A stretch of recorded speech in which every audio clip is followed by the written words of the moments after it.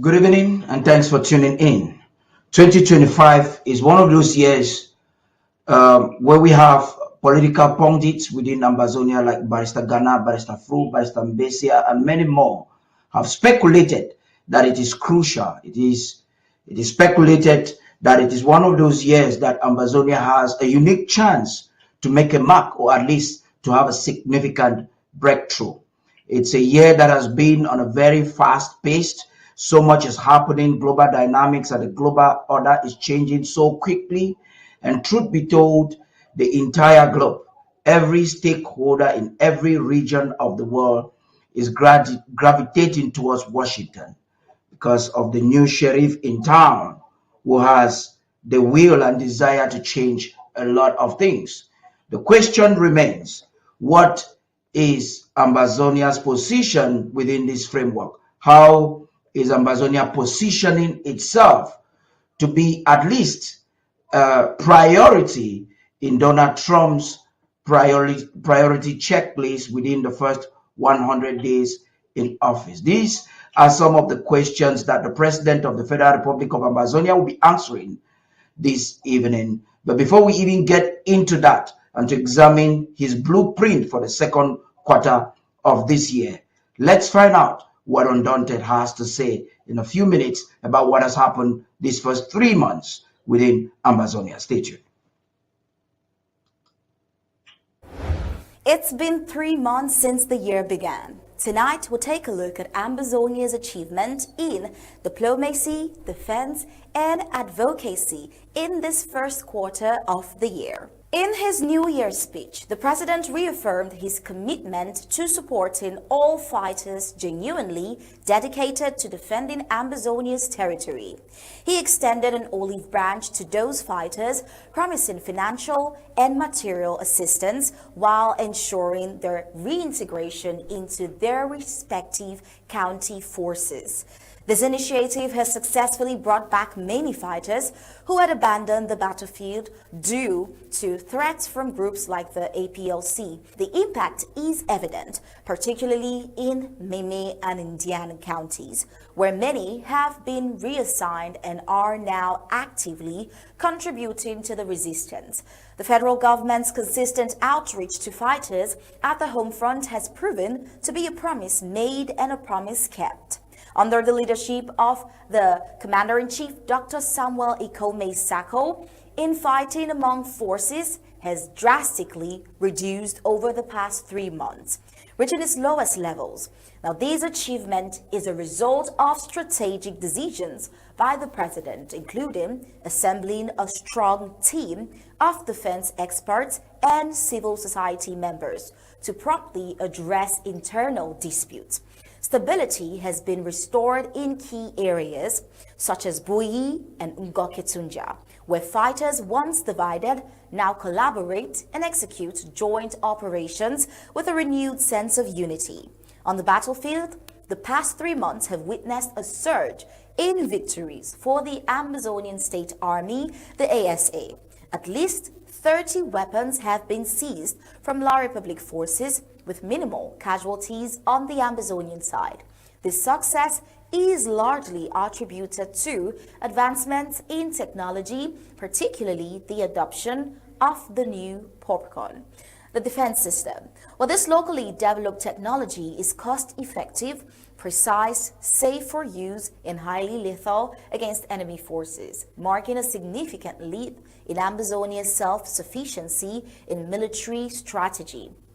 To ensure efficient financial management, the president introduced a groundbreaking policy at the beginning of the year, directing funds straight to fighters on the ground. By eliminating middlemen, this policy has put an end to widespread fund misappropriation at county and local government levels, which used to be an issue in the past years. The result is a more transparent and effective financial system where every Ambazonian State Army now receives direct support from the federal government, leaving no room for complaints of neglected funding. Strategic planning remains a key focus of the administration. Now, on March 14, 2025, Dr. Samuel Ikome Sako convened the Ambazonian National Defense Council, the ANSC, for a high-level strategy meeting. Following this, he directed the National Treasury to allocate immediate funds for ANSC operations, ensuring that every military strategy is adequately financed and effectively implemented. The ANSC will provide an accountability report to the presidency detailing how funds are utilized and the impact achieved, reinforcing the government's commitment to transparency and efficiency. Diplomatic achievement and international advocacy has not been left out this year. In diplomatic efforts, it has gained significant momentum with the successful launch of the federal draft campaign in early March 2025. This month, kicking off in the Savannah zone, the campaign raised an astounding $45,000 in under 4 hours, an exceptional demonstration of Ambazonia's diplomatic and executive strength. Now, the funds collected in cash are now being channeled directly into operations at the home front and diplomatic missions abroad. The legal battle against La République du Cameroun at the International Criminal Court, ICC, has made remarkable progress thanks to the president's engagement and his diplomatic team. Now, their strategic advocacy has prompted direct ICC intervention, with investigators now actively conducting independent inquiries into the documented human rights violations against Ambazonians. This rapid development underscores the growing international recognition of Ambazonia's cause and the effectiveness of its legal strategies. Now, on the refugee front, the president has been proactive in securing protections for Ambazonians in the United States. Since President Trump's return to office, we've seen Dr. Sako engaging with the new administration to ensure the extension of temporary protected status, the TPS, for Ambazonian refugees. This initiative is crucial in preventing potential deportations and countering the schemes of La République and its allies who seek to undermine Ambazonian asylum seekers. Media independence remains a critical battleground. In recent months, attempts were made to sabotage ABC TV, ABC Amba TV, by seizing essential broadcasting equipment in an effort to silence the channel.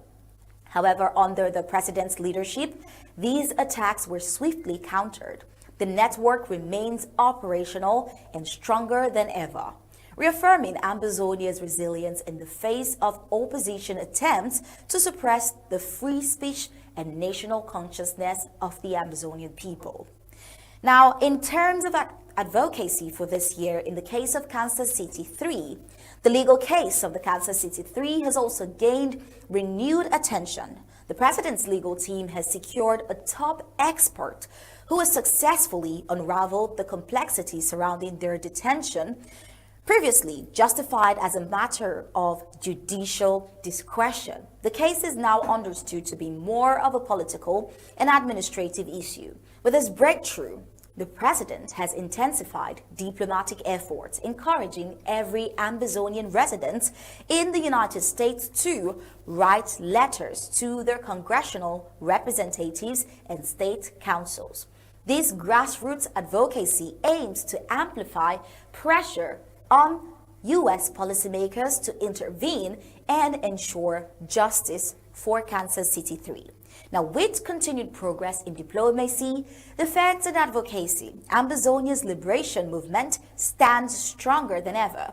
The president's strategic leadership has led to significant military advancements, diplomatic victories, and international awareness of the nation's plight. As the fight for self-determination presses forward, Ambazonians worldwide remain united, resilient, and steadfast in their pursuit of justice, security, and independence. And that is about it for the first quarter with Ambazonia.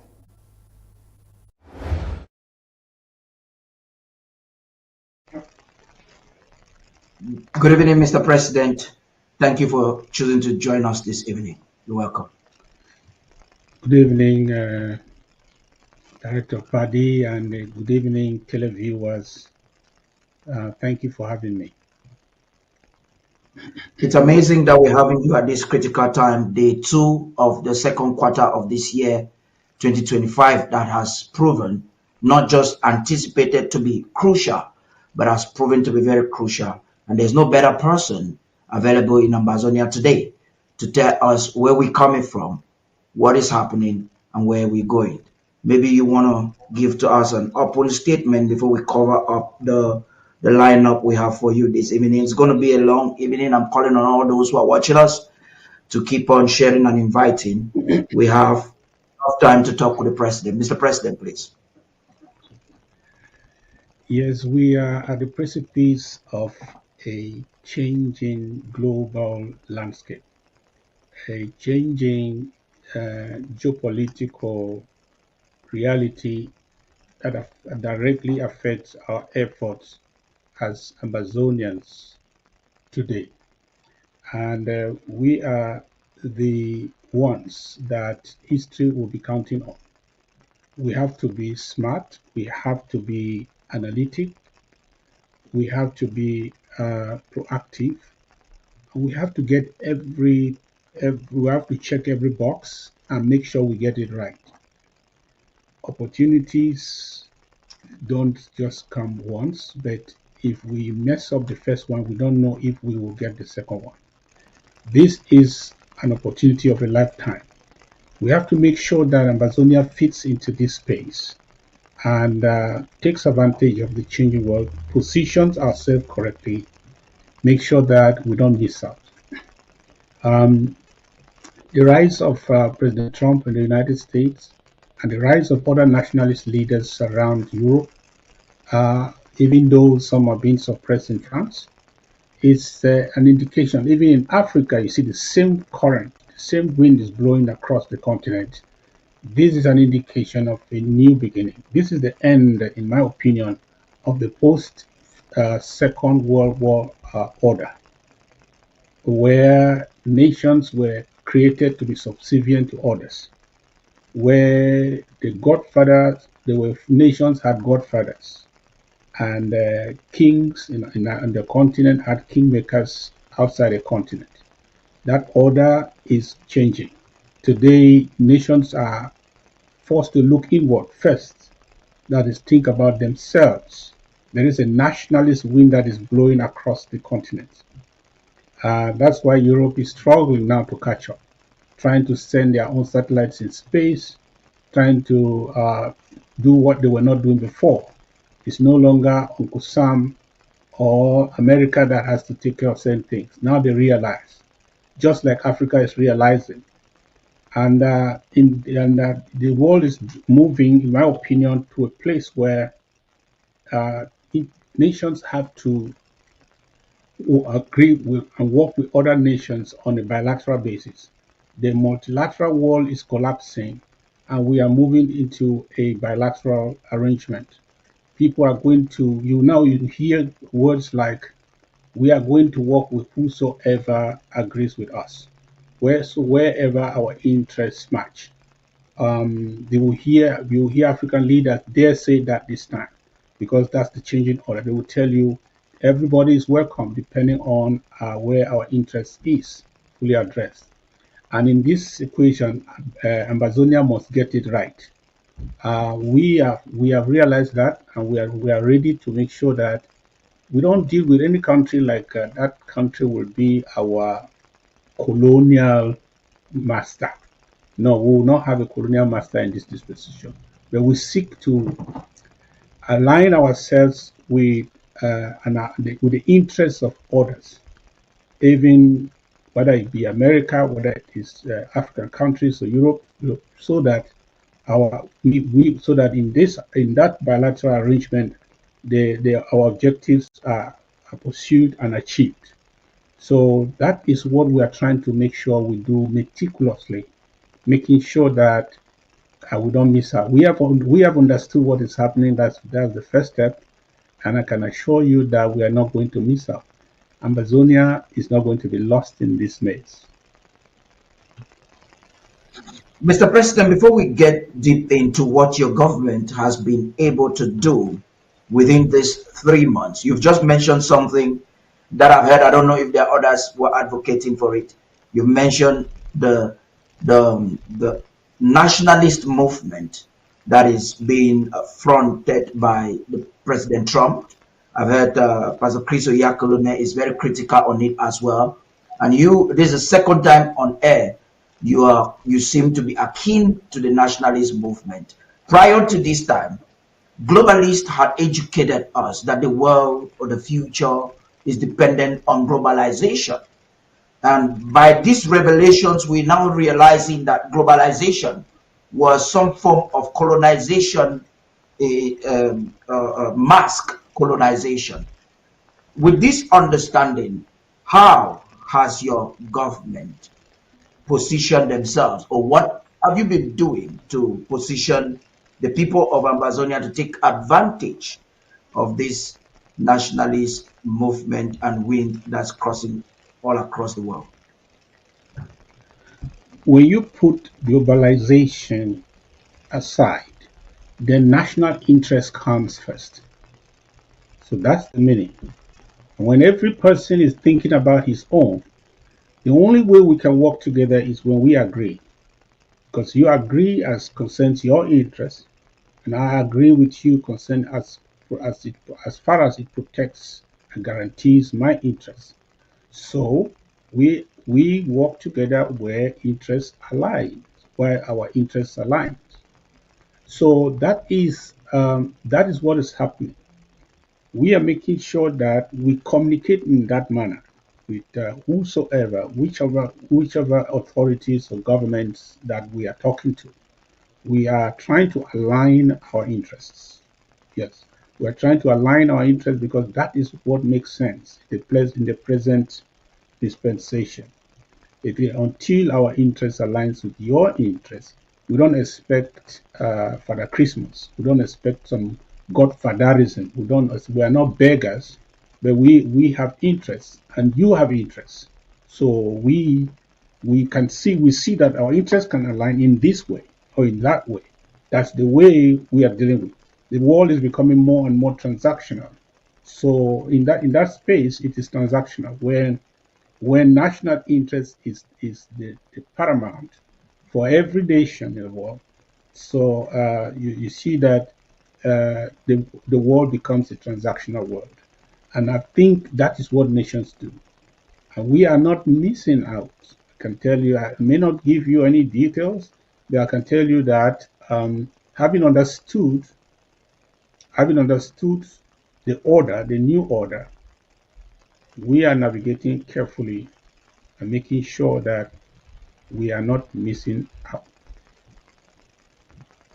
Now, talking about this alignment of this transactional relationship, which is gradually being normalized, when you look back into these first 90 days of the year, would you tell the people of Ambazonia, as a leader of this liberation movement, that you're comfortable? If yes, how and why? Of course, I'm very very comfortable because I don't take steps at random. I don't make a step before I think. I I think I think before I step up or I step in, and that's the way this government has been. We are not rash. We think before we talk.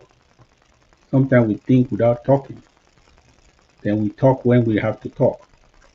So we are confident that we are doing everything we are supposed to be doing. We are doing that which we're supposed to do with the understanding that we are supposed to have at this time that I'm sharing with you now.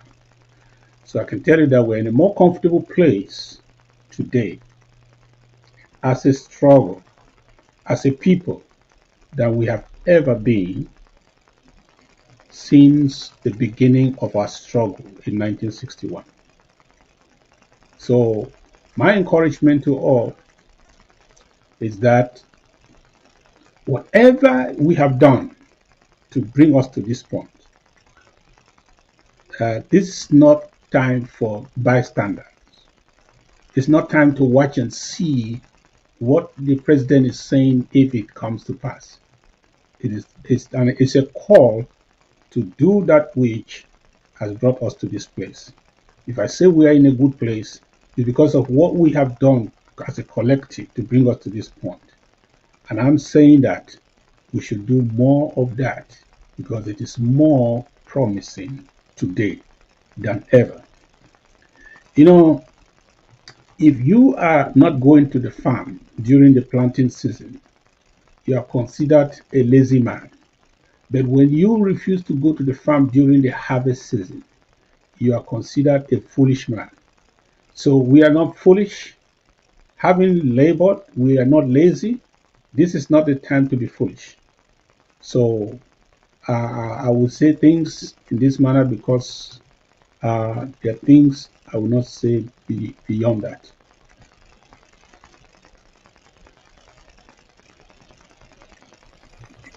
Okay, Mr. President, let's get into some specifics now. Sometime in the month of February, you sent out an elaborate audio encouraging the people of Ambazonians, especially the migrants, refugees that are fleeing from the war and trying to find refuge in different parts of the world, especially in the United States of America. We know that the Trump's administration is unwaveringly reforming that sector. And you spoke very clearly and promised that the government is working closely to ensure that TPS be renewed. In less than 90 days from today, Trump administration is anticipated to stop TPS for many countries. Venezuela and others have already been experienced the stop of that. How far are you with that effort? And are you sure that your efforts will bear some fruits? Yes, when President Trump came to power, he immediately suspended um,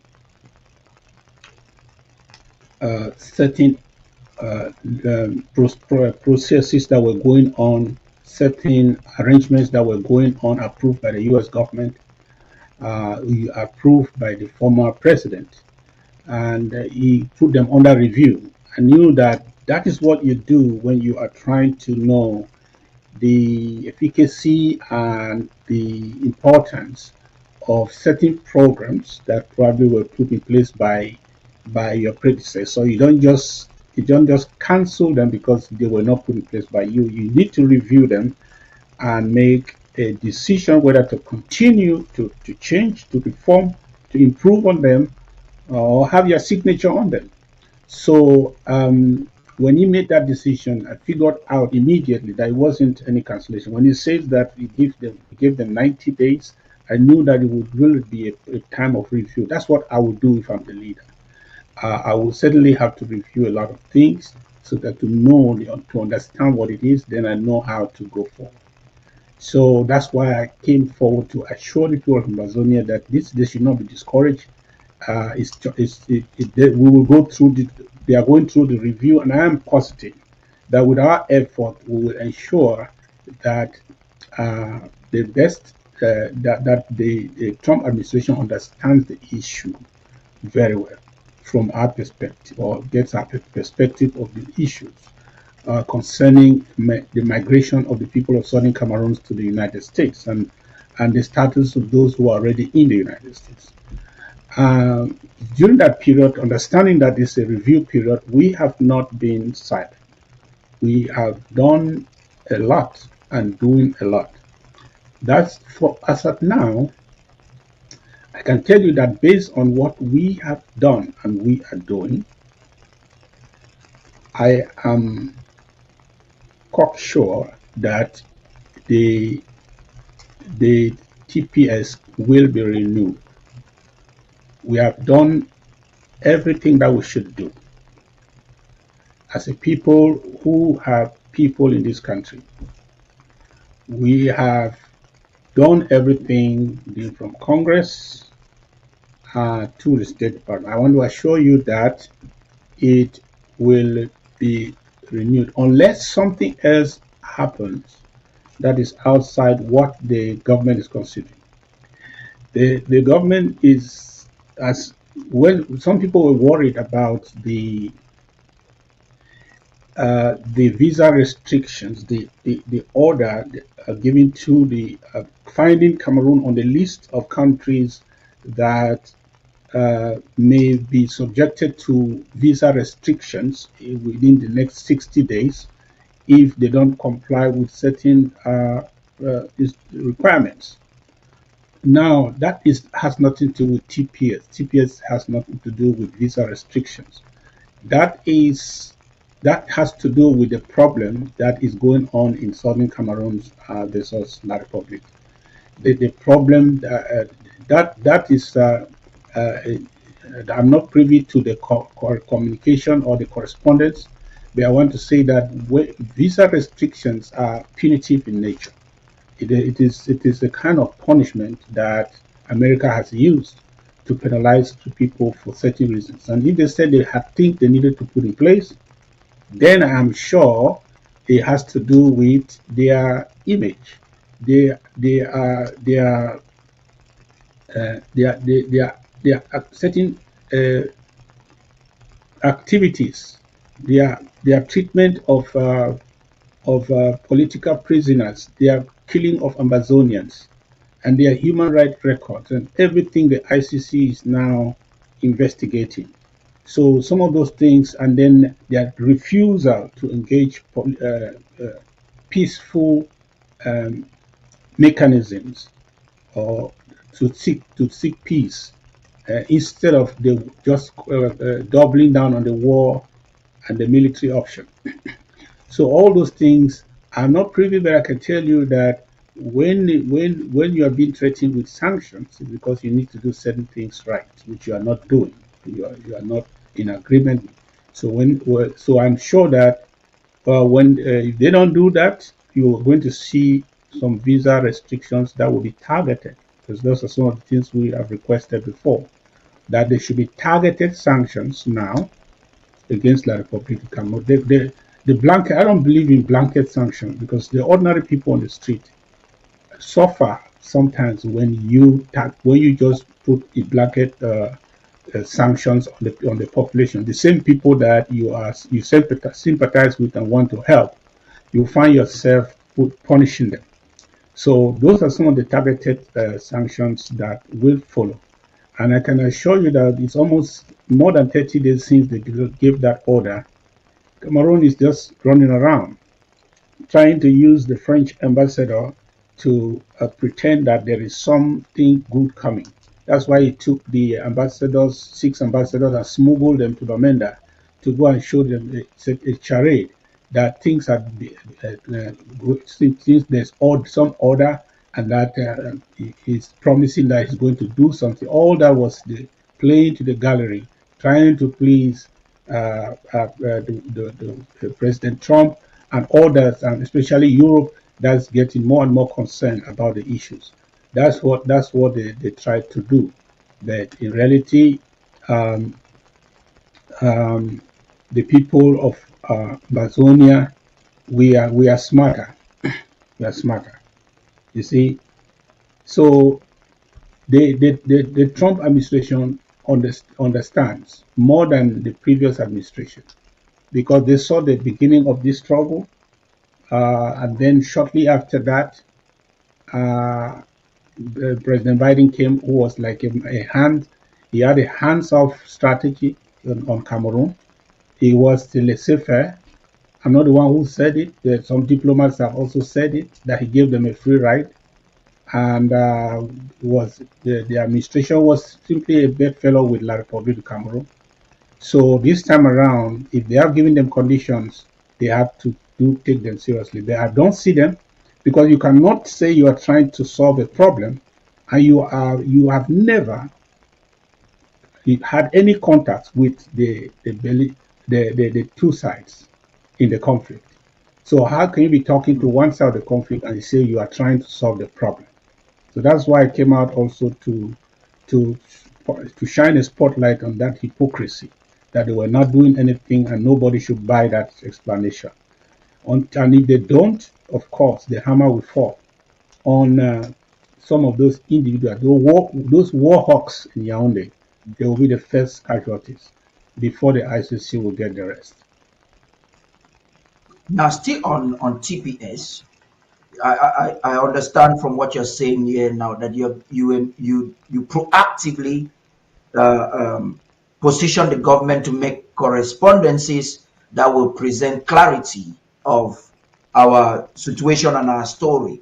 But during your audio, when you were trying to encourage the people of Ambazonia, you also said you make sure that it is renewed specifically for Ambazonians. And that is something that gladdens the heart of every Ambazonian who feels that you have French Cameroonians using the conflict in Ambazonia as opportunity to find greener pastures here. But they are the same ones that will work with the colonial administration in the diaspora to betray our cause and fight in front of the international community. My question to you, Mr. President, is how did you position the government to make this correspondence? And what's the framework that you think is justifiable in international law and that can make or that can win the conscience of the Trump's administration for that specific implementation? Yes, we really have made the point. We have fought very hard to ensure that it has to do, the TPS is completely restricted to the Southern Cameroon. That Southern Cameroon be mentioned as such, that it is for us. Because from the verbiage of the TPS, if you read the last verbiage, you will know that it's because of us. That we wanted it to go further than that. That it should be spelled out that this is because this is granted to the people of Southern Cameroon. We have done everything that, and we are doing everything that we're supposed to do, but I cannot really guarantee what the decision will be if that happens. But if it doesn't happen, let me prepare ourselves. If it doesn't happen that it is spelled out that it's for the people of Southern Cameroon, it's because of certain diplomatic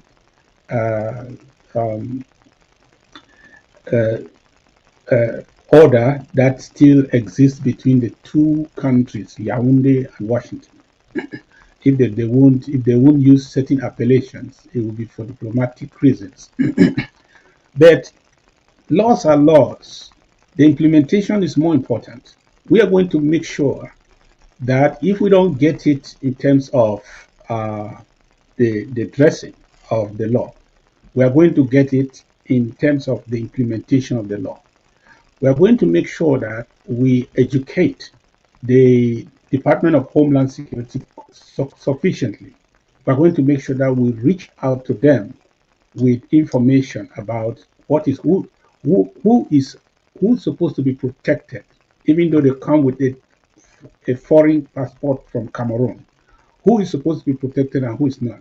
And make sure that those people who are exploiting that law, who are not supposed to benefit, will make sure that if they have to do any referrals or certain cases to us to know our opinions, that those referrals or inquiries should come to us. And you know what we are going to do. We will not, and I think we have already, some of that is already happening right now. In the last days of Biden at the borders, there were people who were, I will not tell you what happened so that the crooks will not get some wisdom on how to navigate it. But the officers at the borders, they know how to separate between the people, what they call the English-speaking people, Ambazonians, and the French Cameroon citizens who are just using this, trying to exploit this law, this as a loophole to get their way here and get protected, and finally insult us. They have a way of separating the two right at the borders, even in the court. And there are many officers who have understood the problem. Yes, who ask some of those people who come speaking French with different from different places of origin in East Cameroon. They have asked the simple question: why are you running? you're the ones killing these people, then why are you here to be protected? And we will make sure that we spread that word around. We'll make sure that we educate the Office of the Homeland Security. We'll make sure that we write to the USCIS to make sure that we continually inform them and make ourselves resource persons if they need any validation of certain people, uh, who they are and whether they should be protected under this law. They should refer to us. We are making those arrangements to make sure that if we don't get it in the very writing of the law, of the order, in the verbiage of the order that will be renewed, we should make sure that the officers get it right and do it for us. It's the same. Yeah, Mr. President, I particularly, I am very delighted to hear that you have taken that into consideration and you're working to make sure that that distinction is established even in high offices. I am also a very strong advocate for those who are even Ambazonians who take advantage of the legal system of the refugees in countries and then turn around, look at us, and tell us that una struggle and things like that. And the government in Yaoundé instrumentalizes such people in the diaspora to sabotage our efforts. So if you're doing that, I will be one of those to vote for even Ambazonians that are not supporting the struggle to be repatriated. I would like that. So we're moving forward into the second quarters. There's a lot at stake. You've started. You had start smart reporting. You started the federal government draft. Ambazonians came out unwaveringly in support of your effort, in belief of your leadership.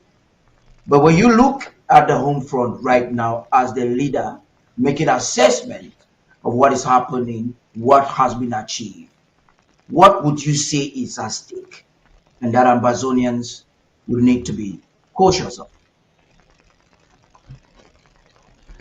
Yes, this is a pivotal year in our struggle. And this struggle is happening on the home front. All of us who are not on the home front are at best supporters of the struggle. The struggle is in the home front. And what is at stake this year is that this is a decisive year in this struggle. This is a year that the world has its spotlight on Cameroon. And when that happens, whatever makes that possible is good for us. Whether it is because there is a world tournament, or there is a race, there is election, whatever shines the spotlight on Cameroon, that brings the cameras, the news, the new media, and so on, their spotlight on what is happening and what is not happening in Cameroon is a good thing. And this is going to be happening throughout this year. The most important thing that brings the spotlight to Cameroon is the elections. So, La République du Cameroon is desperate this year to make sure that it can use that spotlight to project normalcy, to project authority over what it considers is national territory, including Ambazonia. So this year is crucial. Even the people who have been sympathetic to us, it is this year you will know where they belong. Because anybody promoting the agenda of the French Cameroon in Ambazonia is not a friend to us. It's not a friend to us. It's not a friend. Because we are against annexation, and you are promoting the annexationist and his agenda in our country, and you say we are friends, we are still brothers. No. Politically, we are not. And so this is what is at stake this year. The Republic want to project normalcy. They want to they want to they want to promote voters registration. They want to promote electioneering in any way, promote people to be candidates for the public elections. They want to encourage political campaigns and have a successful election, so that they will Yeah. say, okay, we have elected the people into their republic, that Yeah. therefore we are part and parcel of their political configuration. So Yeah. that is what is at stake this year. And I see our people, especially the village vigilantes, the ASAs, who are struggling to tackle this matter sometimes on their own without that clear directive from us, like Yeah. the idea of cutting off or destroying identity cards. I said Look no. at you. You don't have to destroy identity cards. Listen, if may I talk one for PG, you don't get for destroy people their identity cards, because all we for Ambazonia we get na foreign ID. Myself, Mrs. Wade here, I get na foreign ID. If you get La Republic ID, whether you did for ground, with any place where you did for ground, you get na foreign ID. You did for Nigeria, you did for Europe, you get some passport, you get na foreign ID. All we from Ambazonia, we get na foreign ID. So may not be say your own foreign ID they different from my own foreign ID. All we would use foreign ID for convenience.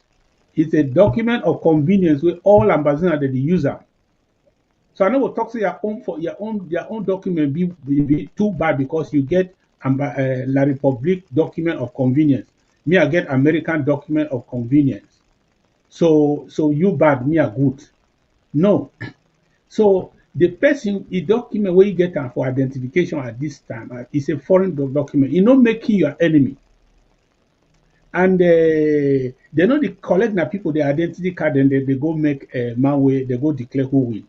No, normally the first thing we get for fight against now voters card. Now who then go register? Because if you see man with voters card, that means say you want vote.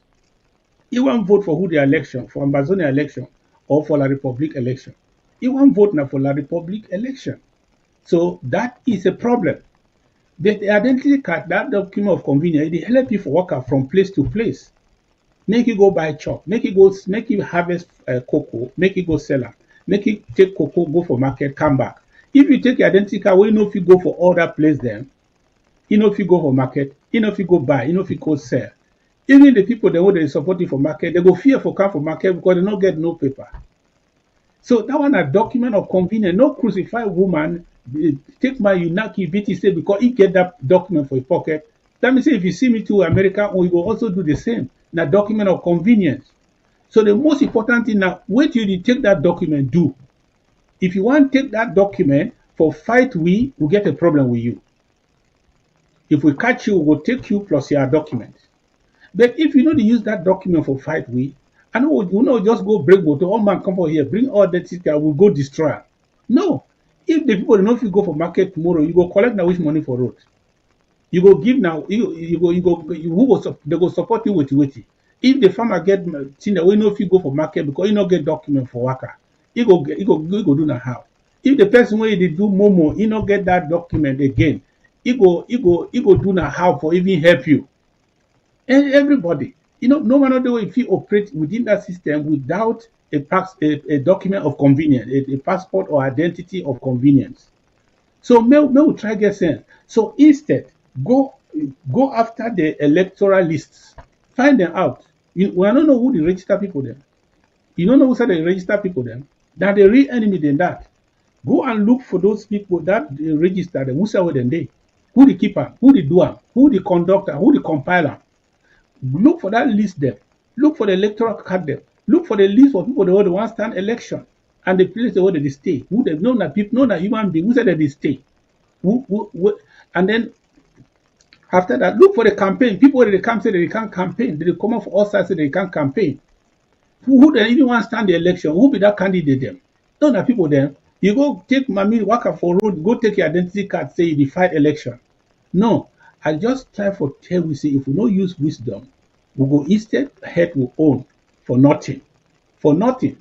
For nothing. Because the, the fact that the person get identity, e no be your enemy. Now even your friend.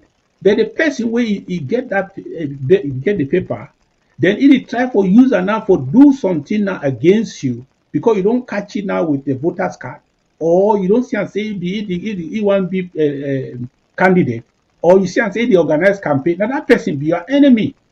No, now anybody where you just catch it, take identity. I want to say make this thing stop. See, people don't you know they win war because you dey vex. War dey so you need two things. You need courage and you need wisdom. You know if you just win because you don't vex plenty. Now so I don't vex. Better fire dey for my eye. I see man I go kill am. That one not be alone because you vex plenty. You no mean say you go win. For you for win any war, you need two things. You need the courage. And my ASA, I know say when I get the courage. But without wisdom, we go shoot ourselves for food plenty time. We go shoot ourselves for food plenty time. When you take all that thing and so take am for the people, they say they go sit down for house, they don't know what for do. They don't feel come out outside. They want come out outside, they catch them, say may they bring 50,000. They want go this side, they don't feel go no, they get business, they don't feel go sell them. They get in, they don't feel go sell them for market. You see, by that time where they suffer, you see say that the vex now we who.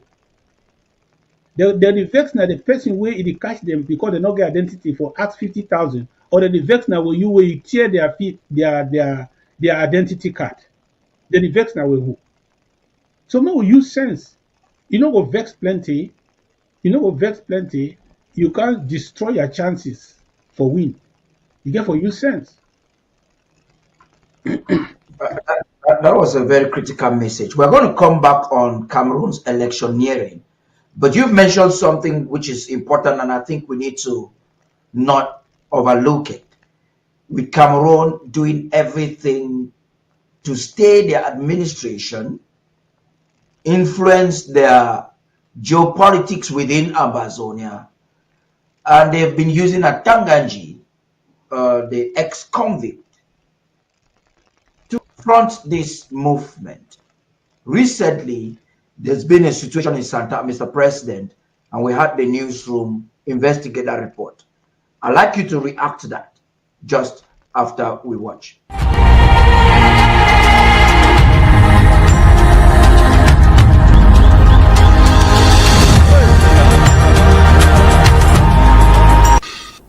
You're welcome back once again.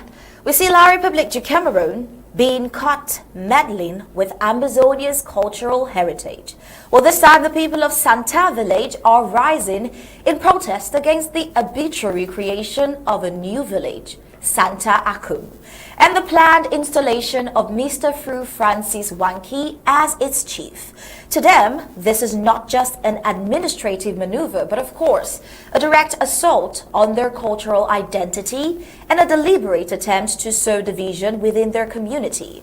It is not the first time there has been an attempt at colonial intrusion and cultural assimilation. It has become a recurring offense, an unrelenting strategy of eroding Ambazonian tradition. Tensions have begun running high in Santa village over the past few days as locals have taken to the streets in defiance of this latest colonial overreach. With placards raised and voices united, we see residents making up clear messages that they reject the illegal enthronement of Mr. Fru Francis Wanki and refuse to acknowledge the so-called Santa Akum village.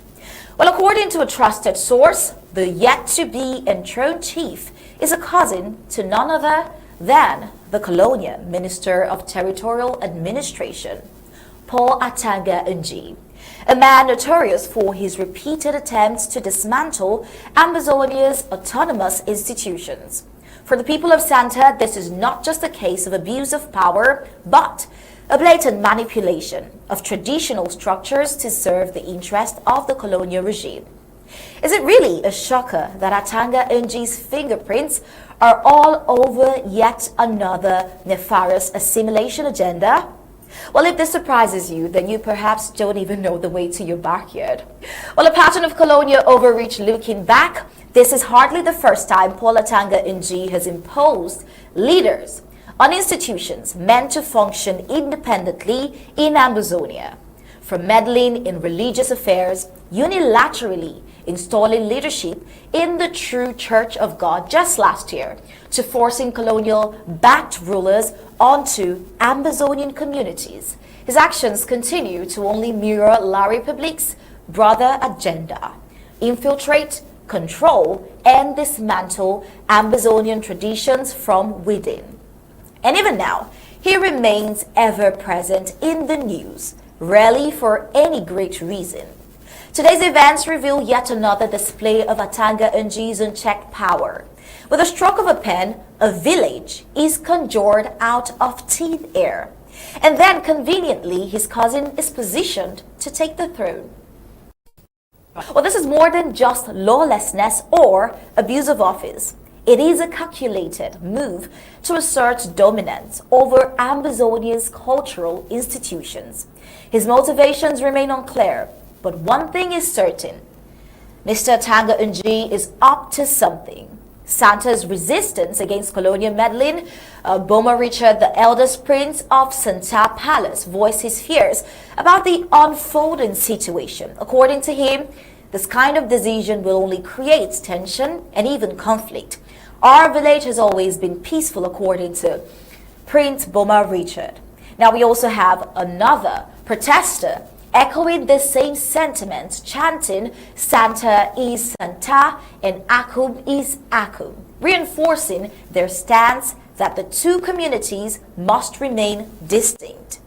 The conflict surrounding Santa Akum is not new. A colonial prefectural order from June 15, 2017, along from April 8, 2021, explicitly barred Mr. Fru Francis Wanki from being recognized as chief of this so-called new village. Yet, despite these directives, the colonial regime continues to push its assimilation agenda. Ma Angela, a local resident, spoke passionately about the community's resolve, saying, "We want harmony in our community. A stranger can't just come in and claim that he will be chief. It would work, and we will not let it work." We also have Sule M., a representative of the Hausa community in Santa, who emphasized the lack of legitimacy in the move. He says the administration should put a stop to this disorder they're trying to create by setting up a village within a village. The new village has no proper boundaries or jurisdiction. And in a bid to have their grievances heard, these protesters marched to the Colonial Divisional Office, where they were met by local officials. Jules Roger Nkolo Vundi, La Republique's appointed divisional officer, attempted to reassure the crowd, claiming that his administration was working hard to maintain peace in Santa. For now, the scheduled enthronement of Fru Francis Wanki, originally set for March 27, 2025, has been postponed. While this may bring temporary relief, the lingering question remains: will Santa Akum ever again gain recognition, and will its... That's a critical question there. Thank you for that report. That was a report we had on Monday. Mr. President is critical. The people are listening.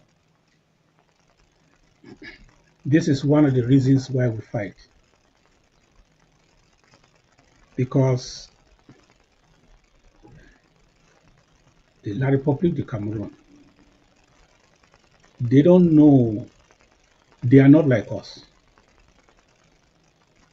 Whoever said we have to join with these people, we don't have the same political DNA.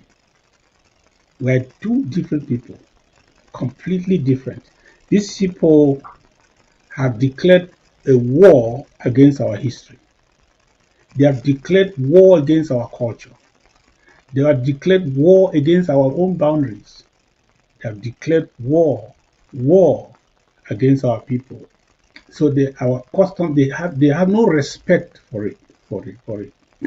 And those people who are traditional leaders and defenders of traditional institutions who say we should still be with La République Cameroon. You don't know, and you don't have understanding. If you go to Nigeria, you go to Ghana, you will see, you will have a glimpse, a picture of who the Southern Cameroons are and what we would have been by today. You see our chiefs. They are not elected or appointed or nominated by the politicians. No, no, they are not. It can't even happen. They are not part of the process whatsoever. The administration simply recognizes those that have been duly appointed by the people themselves, or elected or anointed by the people themselves. But not anywhere like that in the La République du Cameroon. That's why their chiefs dress like district like police officers. Have you seen their uniforms? Have you seen a culture where chiefs have a uniform? It's in La République du Cameroon. They have a uniform. Chef, they have oh my God, they have a uniform that they give to their chiefs. That is how bad their system is. That they come to us, they think that they make chiefs, and they start moving our chiefs around, making them giving them peanuts to make them errand boys for the political system, becoming senators or representatives. Who is a senator? Who is a representative compared to the chief of the people, over a people? Matter of fact, when we take over, when we are in Boya, we will cancel that title of chief. Everybody will be known as a king. We did not have chiefs. We had kings. Go and look for the local name of your farm. What is the meaning of the name? Was it a chief? What's the meaning of chief? Because we have chief of staff, we have chief of bureau, we have even the police and the general are called chiefs, and then the chief of service. Then you come to the town, so they look at them as chiefs of town. No, these are kings. These are people with sovereign power and authority over their people. That is who we are. So La République du Cameroon, if this, as bad as this sounds, if you still want us to remain with this type of people, I'm sorry for you. It means you don't even know yourself. Because in the next 50 years, when our generation is done, by the end of the next generation, there will be nothing like Southern Cameroon's culture. There will be nothing like his. These things I'm just saying like this because some people saw the other side and they are seeing what is happening now. Some of us experience the good. Now we can detect what is bad here.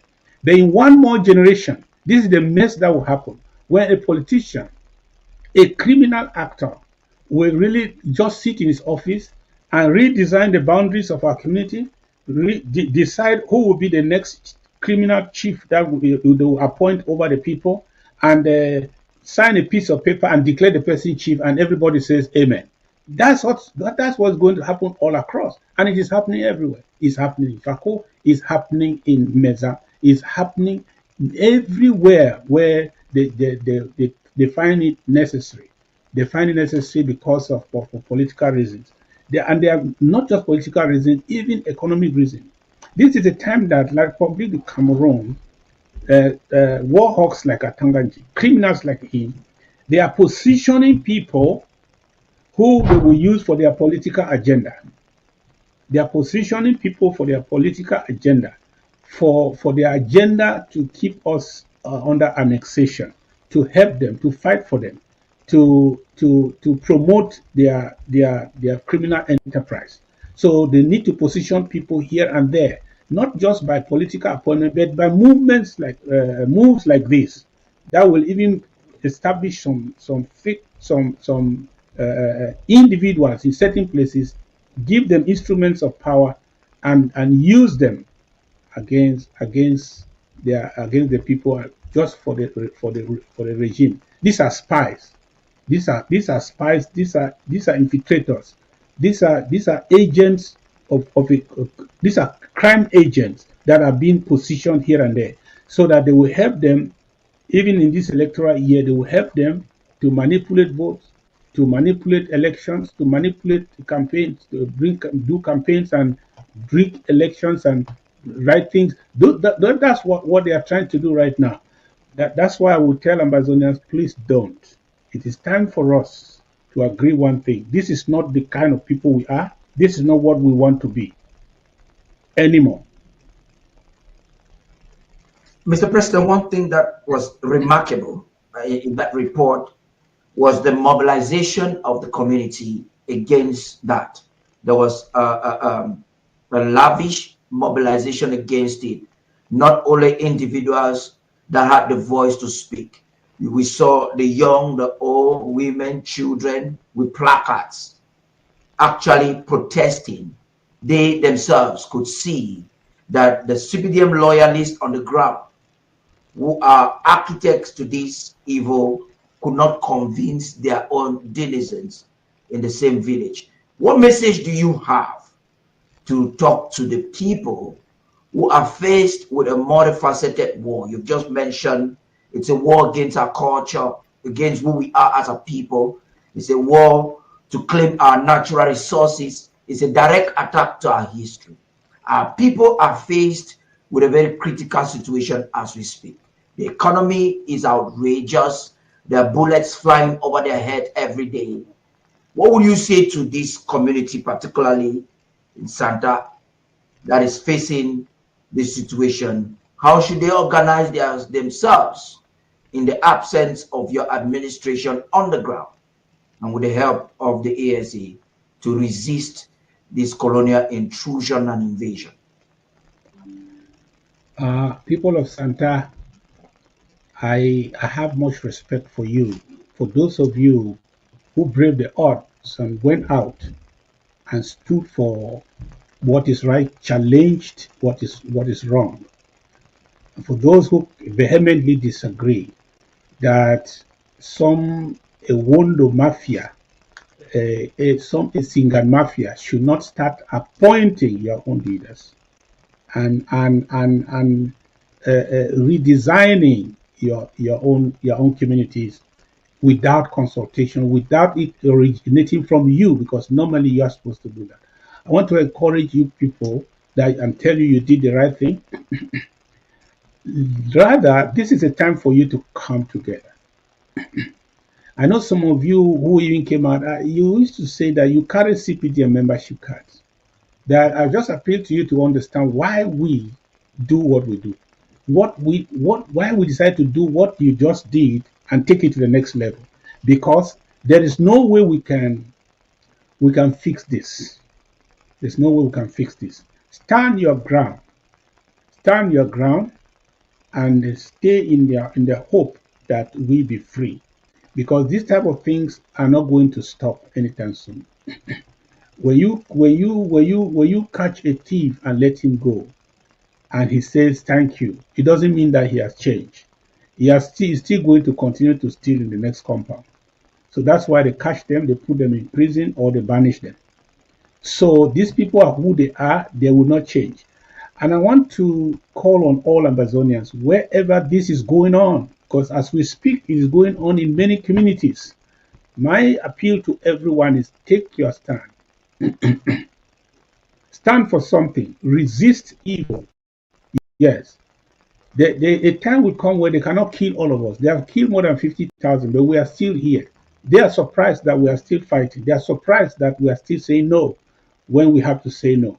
I encourage you people to say no and continue to say no when it is La République du Cameroon trying to impose themselves in our communities, on our people, in our country. So you have resources. The number one power of the people is numbers, because you have the power of numbers, which means you can speak like one man, and the enemy will be powerless before you. But if at all that fails, you have other powers that you can use as a people. If your people is united and they say this cannot happen, it will not happen. Those few political lapdogs that are trying to help the regime in Yaoundé for their personal interests cannot be more than the people. So take your place, use every instrument you have as the people of Santa to show them that what the people agree on earth, even the gods and the ancestors, that's what they agree. Show them, let there be some lessons so that some other criminal actors will not try to do it again a second time. So that the administration will be forced to bow down. Before now, when all this confusion started with the infiltration of La République du Cameroon into our system and our culture, we had chiefs who told them no. We had people who stood and told them no. We have communities who told them no until their so-called administrators had to bow. That is the position we have to take. These people cannot change us to be their stooges or make us what we are not. Rather, we have to stand our ground until they understand, like we are doing right now. I think they have understood now that we are not a pushover. We are not a push around anymore. That they can no longer just dream in the night, come to Ambazonia and say, Tarh says Bolbia and Yaoundé, and we say amen. No, that's not going to happen. We have resisted them, and for that reason, we resist them because they are impenitent. They will never change. Anybody who believes that this type of people will change, you need to live 5 generations to see whether there will be any change. These people cannot change. That is who they have been made. They have been minted differently, unless you have to go back to heaven. So they will manufacture them and put a different DNA in them. Otherwise, they cannot change. The final solution is to join us and put these people out of our territory and completely decide our destiny without interference. That is the hope we have. Let's get into the elections. You started giving some hints on advice of our approach on the ground, particularly to the ASA, who are proactively trying to counter Cameroon's attempt to organize elections in Ambazonia. Now, I would like us to talk about French Cameroon's electioneering. One of the strategies is by manipulating local authorities that we've already addressed and intimidating some. We have CBDM loyalists are aggressive, lobbying their communities. We've seen Bishop Nkia previously also asking for people to do massive registrations and so on and so forth. I'd like you to tell us, particularly those at the home front, the ASA, how should they approach this situation? Because in just a few months' time, the campaigns and organizations will definitely escalate. We have seen them positioning people like Pastor Ambe, who has had a controversial view on the Ambazonian struggle. So much is happening, Mr. President. And Ambazonians as a collective, both in the diaspora, both in neighboring La République du Cameroon, the Ambazonian State Army, and the civilian population that is not armed would have to do something. And we are supposed to do that cohesively. What's your plan to stop the election come October? Well, we know that the enemy outside will not do much harm if he has no enemies inside.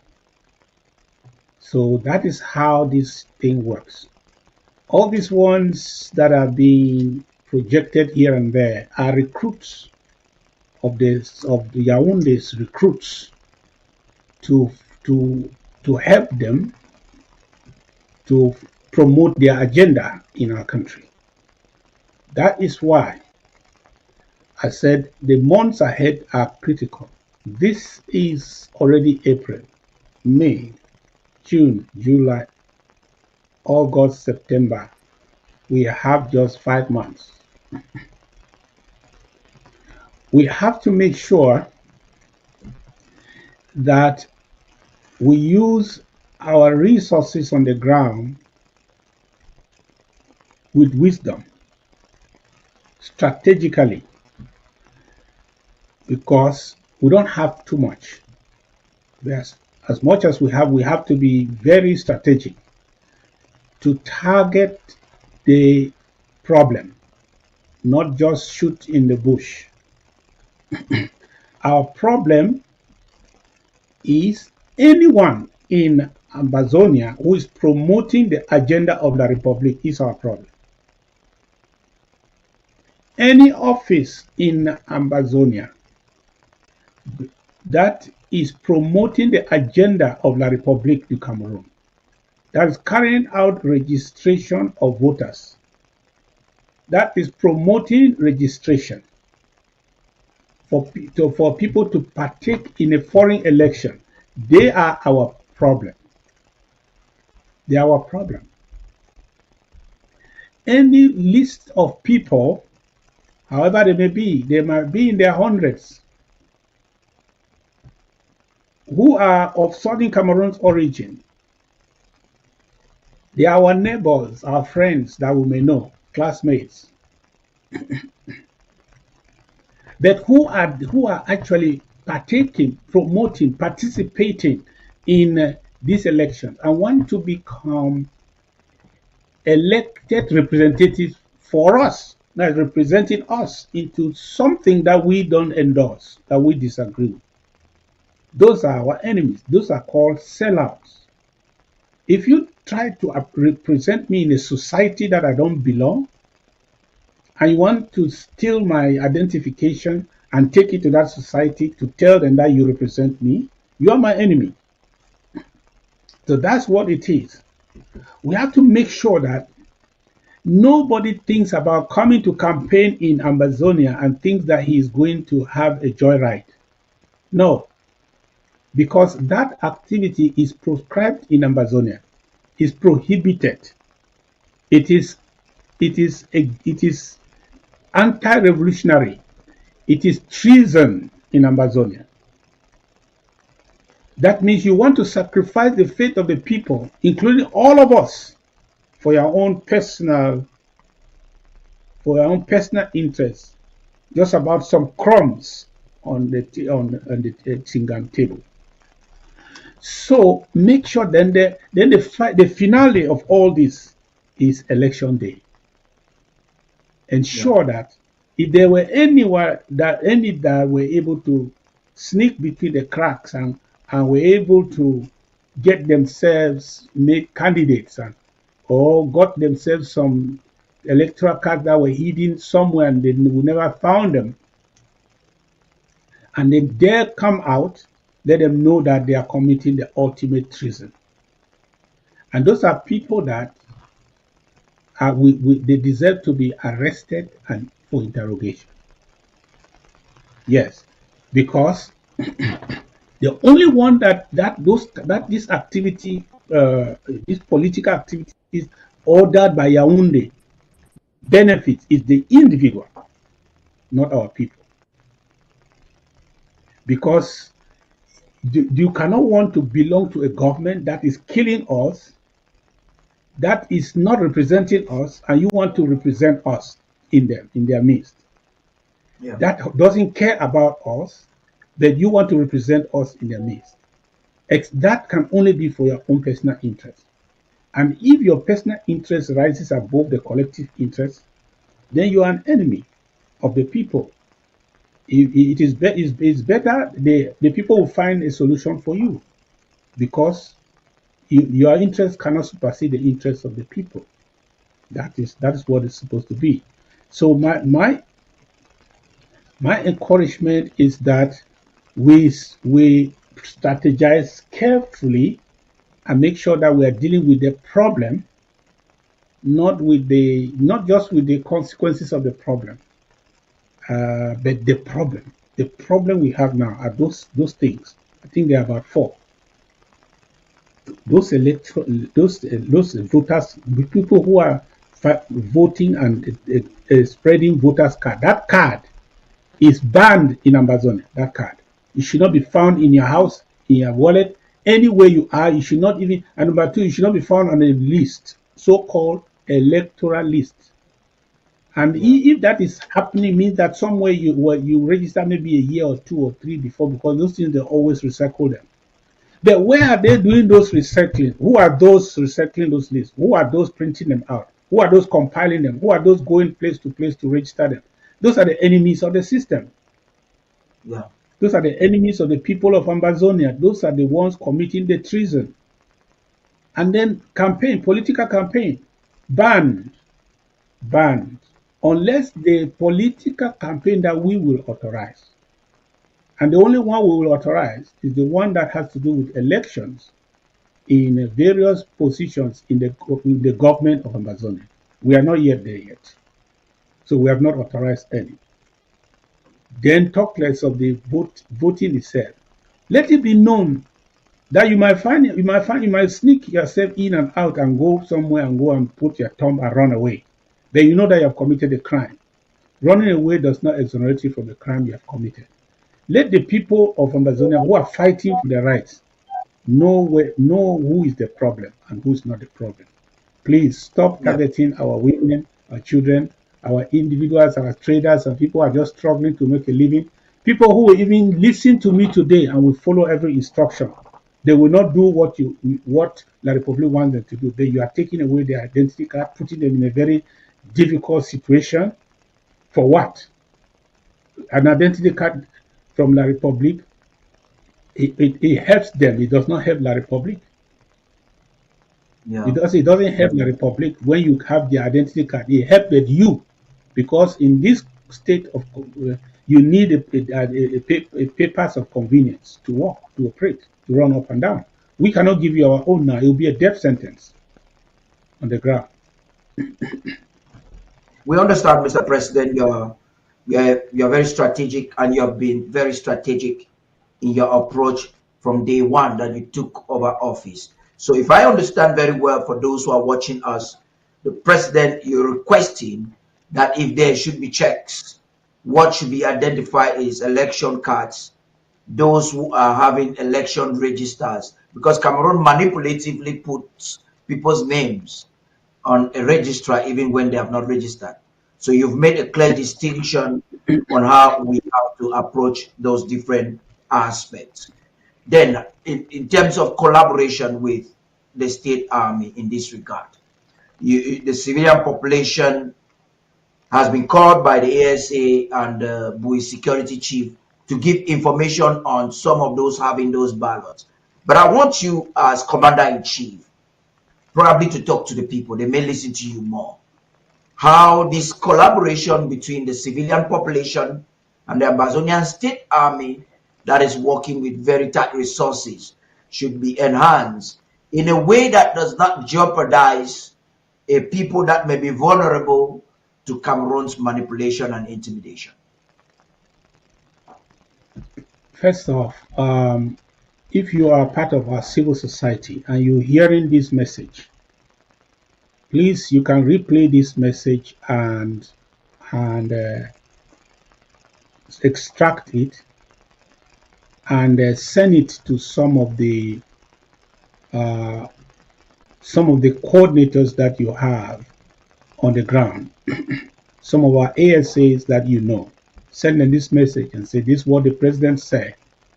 I can tell you that they will not say anything opposite. They will tell you that it makes sense. So first off, let them understand. I know that their heart is in a good place.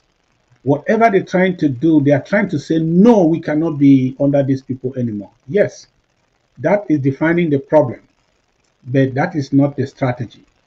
You can well define a problem and take the wrong strategy to solve the problem. I'm saying that we all agree that the problem is we don't want the La Republic of Cameroon imposing their will again on our people. No. And they are bringing election, we don't want it. But the strategy is not that of the identification, cutting off the identity cards and destroying them and sending them back home and beating them up and asking them to pay fines for that reason. No. So I'm encouraging the community to have an understanding relationship with these people. I'm trying to say that if you give them my message, there will be a conversation so that they understand that we are not working in confusion. We are not working against each other. That they understand that this is where the government stands at this time, so that you can have a relationship and work together, because some of the information you will need, that our ASA will need, because they are the enforcement officers on the ground. They are, and other civil society we have. They are the ones enforcing the laws on the ground. So for law enforcement to be effective, there's need for communication, there's need for intelligence. And part of some of the intelligence they will need will come from you, from the people, from the civil society, from the population. So my encouragement is that you should work together. Whatever mistakes have been done, by communicating, you are going to correct them. You are going to avoid more being made. I want to say that for the ASA, please don't say that because others have done it in their counties, you are going to also do it now. They just listen to my voice and listen to the voice of reason. Because I'm saying that we don't adopt strategies just because we want to imitate what somebody else has done. We adopt strategies that we have examined. We have seen that strategically these strategies are going to help us, not the enemy. They are going to make our efforts. They are going to reward our effort. They are going to make the journey shorter and not longer. So that we do all that before we take a position, before we do something. So my prescription is that let us work together with our communities. You need the communities. I don't have to tell anyone who is fighting, who is in the trenches right now, how much you need the community around you, because they are your covering, they are your covering, they are your providers, they are your helpers, they are your information source, they are everything, your intelligence and your all. So as gorillas, you are able to use them as part of your environmental covering. So you cannot make them your enemy. No. So start working together, and so that you can now be able to help them, because it is frustrating for anyone who is in a place of authority to stop certain things, but he doesn't know what to do or where to start. By bringing that information to them, you are going to help them and give them clear directions of what is happening, where the target is and where the target is not, because we have to work together. Yes, we have to work together. I want to say thank you, Mr. President, on behalf of every Ambazonian, that you will have to. I don't think there is any unifying message that you could present at this time than this. And we will be talking about unity in a bit, but I want us to stay a little bit more on election. It's a kind of deviation, but that's connected to this. With the last elections that took place, I wouldn't really say it took place in Ambazonia. At the time, Nijon Fruti was alive. Now we had his party crying and complaining that the group of Mr. Cho Ayaba, that's the ADF, under EFAM at the time, would allow CPGM parliamentarians to go into the hinterlands, particularly in Momo, to do campaigns and to rig and fraudulently organize polls, but will block the ADF from participating. That was an outcry. I am privy to this information because we reported the stories over and over again. You may want to comment a little bit on that, but it has to do with the involvement of Cameroon's proxy, or those who call themselves Ambazonians. And one of them has been a victim of crimes against humanity, and is currently being apprehended in Norway. This is what you said on two separate occasions to the world and to Ambazonians. Let's watch and we will have your reaction. So he must not be judged or tried by the laws of La Republique. He should be tried by the EU laws and relevant international. Dear comrades of the resistance, we have received reports that a certain southern Cameroonian has been arrested in Norway by the government of Norway for suspicion of committing crimes against humanity. We hope that arrest was not politically motivated and that the suspect shall be judged under Norwegian law, not Cameroon law.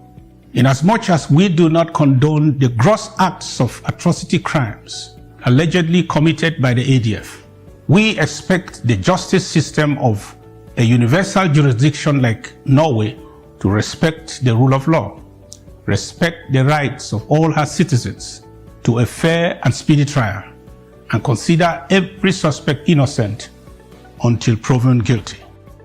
So let the law take its course. We know that the innocent is vindicated, and the criminal only goes down or goes under where the law is correctly interpreted without fear or favor. We would like to remind the Kingdom of Norway that Mr. Ayaba Cho Lucas in their custody is an Ambazonian, so he must not be judged or tried by the laws of La Republique. He should be tried by the EU laws and relevant international conventions. Remember, justice delayed is justice denied.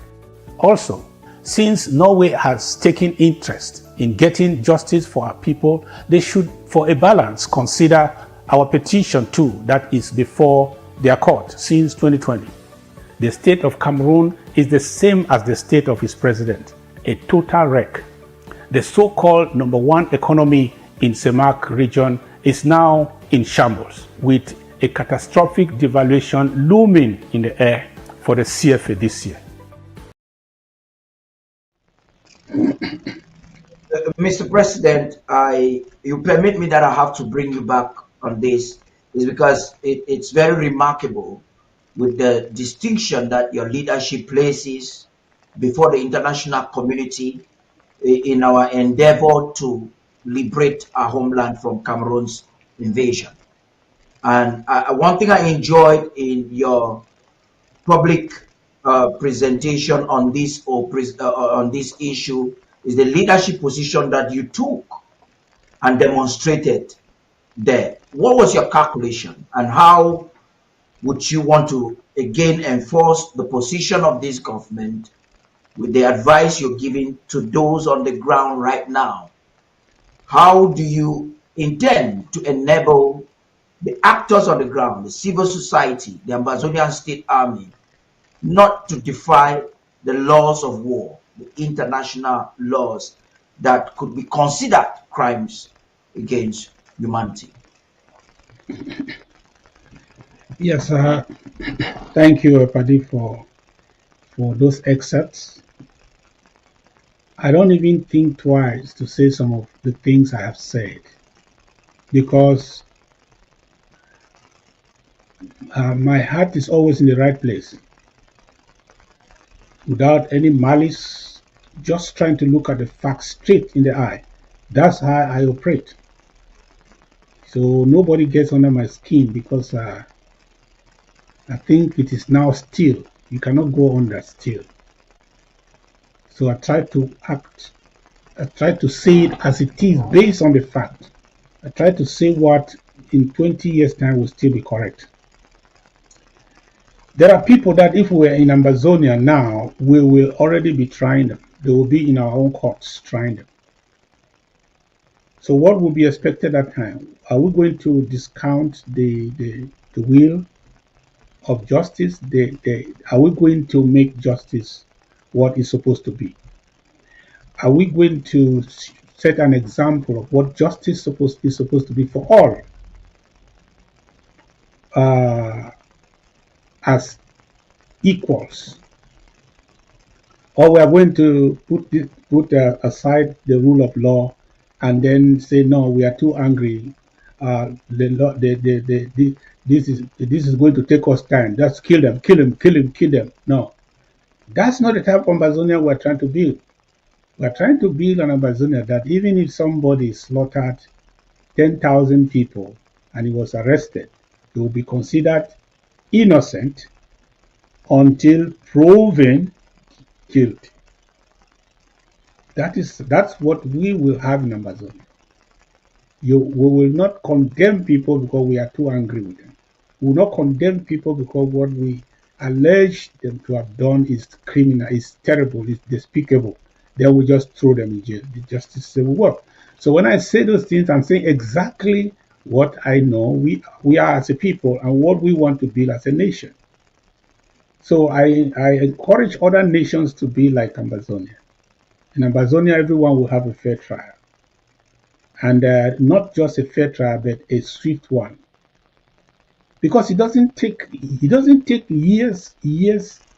First of all, before you take somebody to court, there is a process of indictment.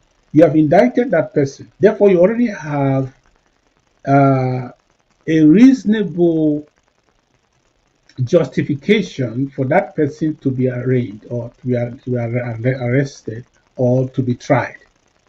Then why should it take you 1 year before you try that person? What is the reason? That's like justice denied.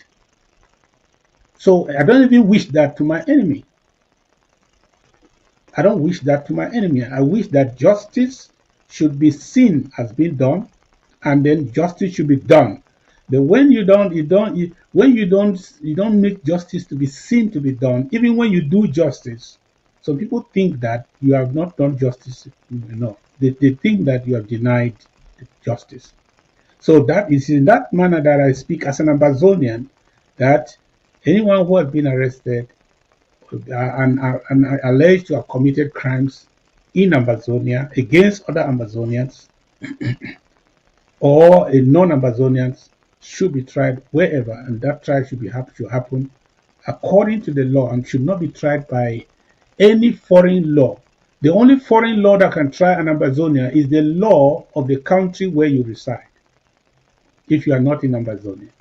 So you cannot be tried by La Republic because you are not resident in La Republic. You cannot be tried by America. You are not a resident of America. You cannot be arrested in Norway and be tried by the laws of America. No, you have to be tried by the laws of the country where you are. So that's just natural to me.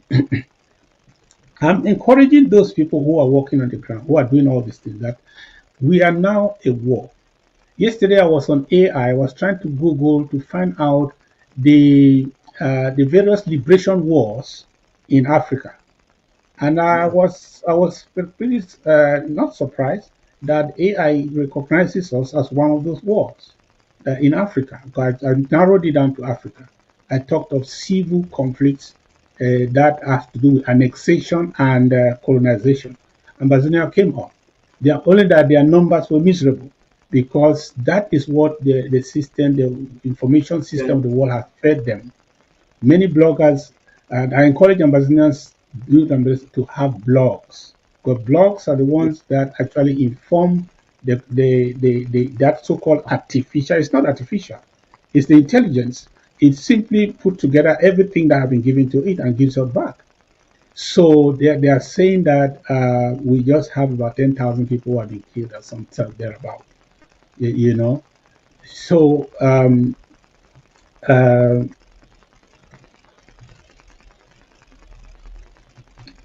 so let us be very, very careful with people who are committing. If you are doing anything on the ground for and on behalf of Ambazonia, you should understand that war has rules. War is like a sport. It is not a fight. A fight has no rules. But sport, when you change a fight to a sport, it becomes a game of rules. War has rules. So maintain those rules.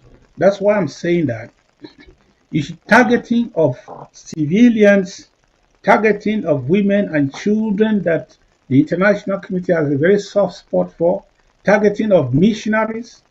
These are people who are defenseless. It's assumed in international psyche that women, children, missionaries are defenseless. And they can also add to that journalists. People are just struggling to inform and help people to know what's going on. Then you start targeting them. You end the wrath of the international community. Don't go after these people. Humanitarians who are there to help people, don't go after them. Then you are just when you go after a defenseless person, you are calling those in authority to come against you. Because those who cannot defend themselves must have defenders. That's one thing. Also, killing innocent people who have nothing to do with the enemy who is killing you. If anyone is a civilian, but it seems to be helping a military, at that particular point, he has become a paramilitary. He has made himself a paramilitary. If a civilian is working for the military to fight a war against other people, even though in his status he is not a military person, in the capacity of helping the military to fight the war, the person has made himself, by positioning, a natural target. So you should not say that when the bomb falls there and then they start picking up some people, they say this one was a civilian, you were not supposed to kill this one. These were the soldiers here, but this other one was here, but he was in the wrong place with the wrong people, so it is wrong. No.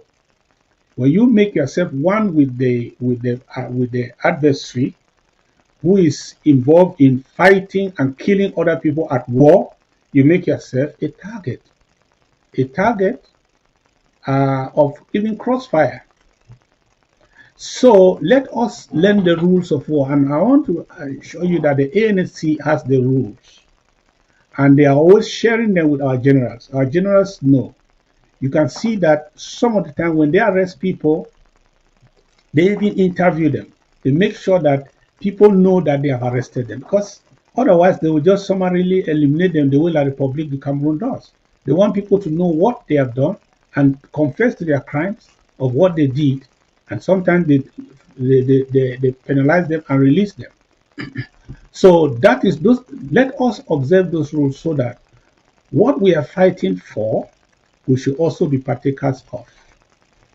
Unless our intention is to fight and not be part or partakers of the victory. While we are going to celebrate in Boya, some people are being arraigned in the middle of celebration and taken to the International Criminal Court or Tribunal to be tried for war crimes. So we will make sure that those of us who are operating as ASA, we are constantly educating our own. If anything happens and we know that the person is a loyal ASA, we immediately go in touch with those people and make sure that the laws of war are respected. Make sure that you don't cross the boundaries. I can also tell the international community that in this capacity we are advisors. We can only advise. Sometimes some things may happen before we know them. But if things happen and we know them on time, we make sure that we are able to emphasize the rule, the humanitarian law, and advise carefully so that those who are in charge, those who are responsible, should do the right thing. That's what we do as a government at this time, until we are able to have a handle on the ground, until we are able to be installed on the ground where we actually make the rules and implement them and have everyone accountable directly to us. And we'll have a means of enforcing what we say. For now, otherwise, we can only advise when we have the opportunity to do so. Amazing. Talking about unity in the struggle, your position on unity, especially with frontline movements or group, has been very clear. You are seeking for a purpose. But we have seen it all in this liberation cause, from within the government, from without the government, at the home front. Even while you were talking about ID cards, it's a group that is still claiming a name. And there's so much at stake here. You've already mentioned what is at stake at the home front. which is where I may like to focus my question. But I also like you to talk on aspects that are fractionizing our institutions in a very unfortunate way, even in the diaspora. These are pilot institutions. And we are all aware of the different efforts you've made. When you look at some of these situations at this time, at the home front, in the diaspora, within government, you may want to give some specifics. Do you think that unity is even possible right now? If so be, you've done everything you can. What else are you planning to do to ensure a formidable force of Ambazonians at every given instant?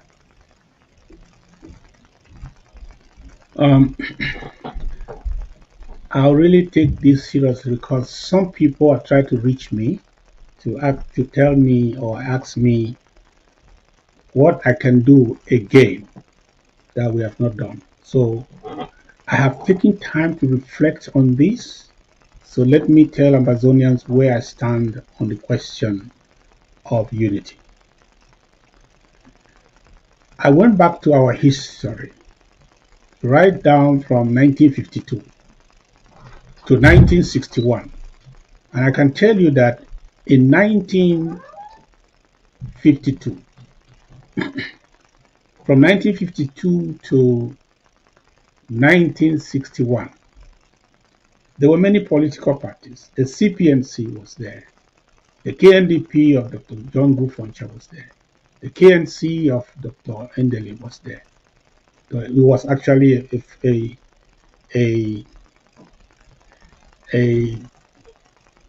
a group of three parties that came together to form that united front called KNC and elected Endeli as the leader. So he was the leader of KNC.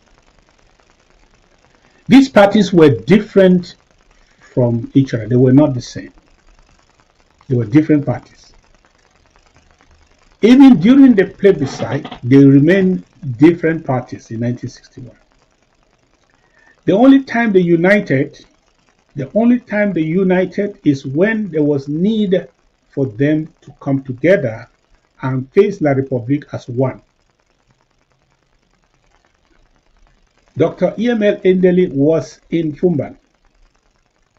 He was the leader of the camp that lost in the plebiscite. But the winner, who was still the prime minister, Dr. John Gufoncha, was the head of the delegation. So he headed the delegation, but every opposition leader, every political heavyweight in the southern Cameroons, led by Dr. John Gufoncha, they were there trying to chart the way, trying to pioneer these negotiations with La République Cameroon about the future of the country. I have come to the conclusion that structural unity is not necessary before the negotiation table. Even if it is as good as it sounds, it's not possible because of our experience. Now, when they decided in 1961 to constitute a delegation, they called the Southern Cameroon delegation to go to Fumban. Guess what? The people who were part of that delegation were active members in the political landscape. They did not go and find political retirees to tell them, oh, wake up, there is something happening in Fumban, let's go there. So here is my take at this time. I don't want to waste my time with people who start the journey as chameleons and they end up as crocodiles. I don't want to start the journey with people who tell you until you reach Boya and they get on the way, they start saying, even if you are on the, it's not a bad thing to do. And then we have all united. It is bad to go on the altar and sign an agreement before you know the person you have just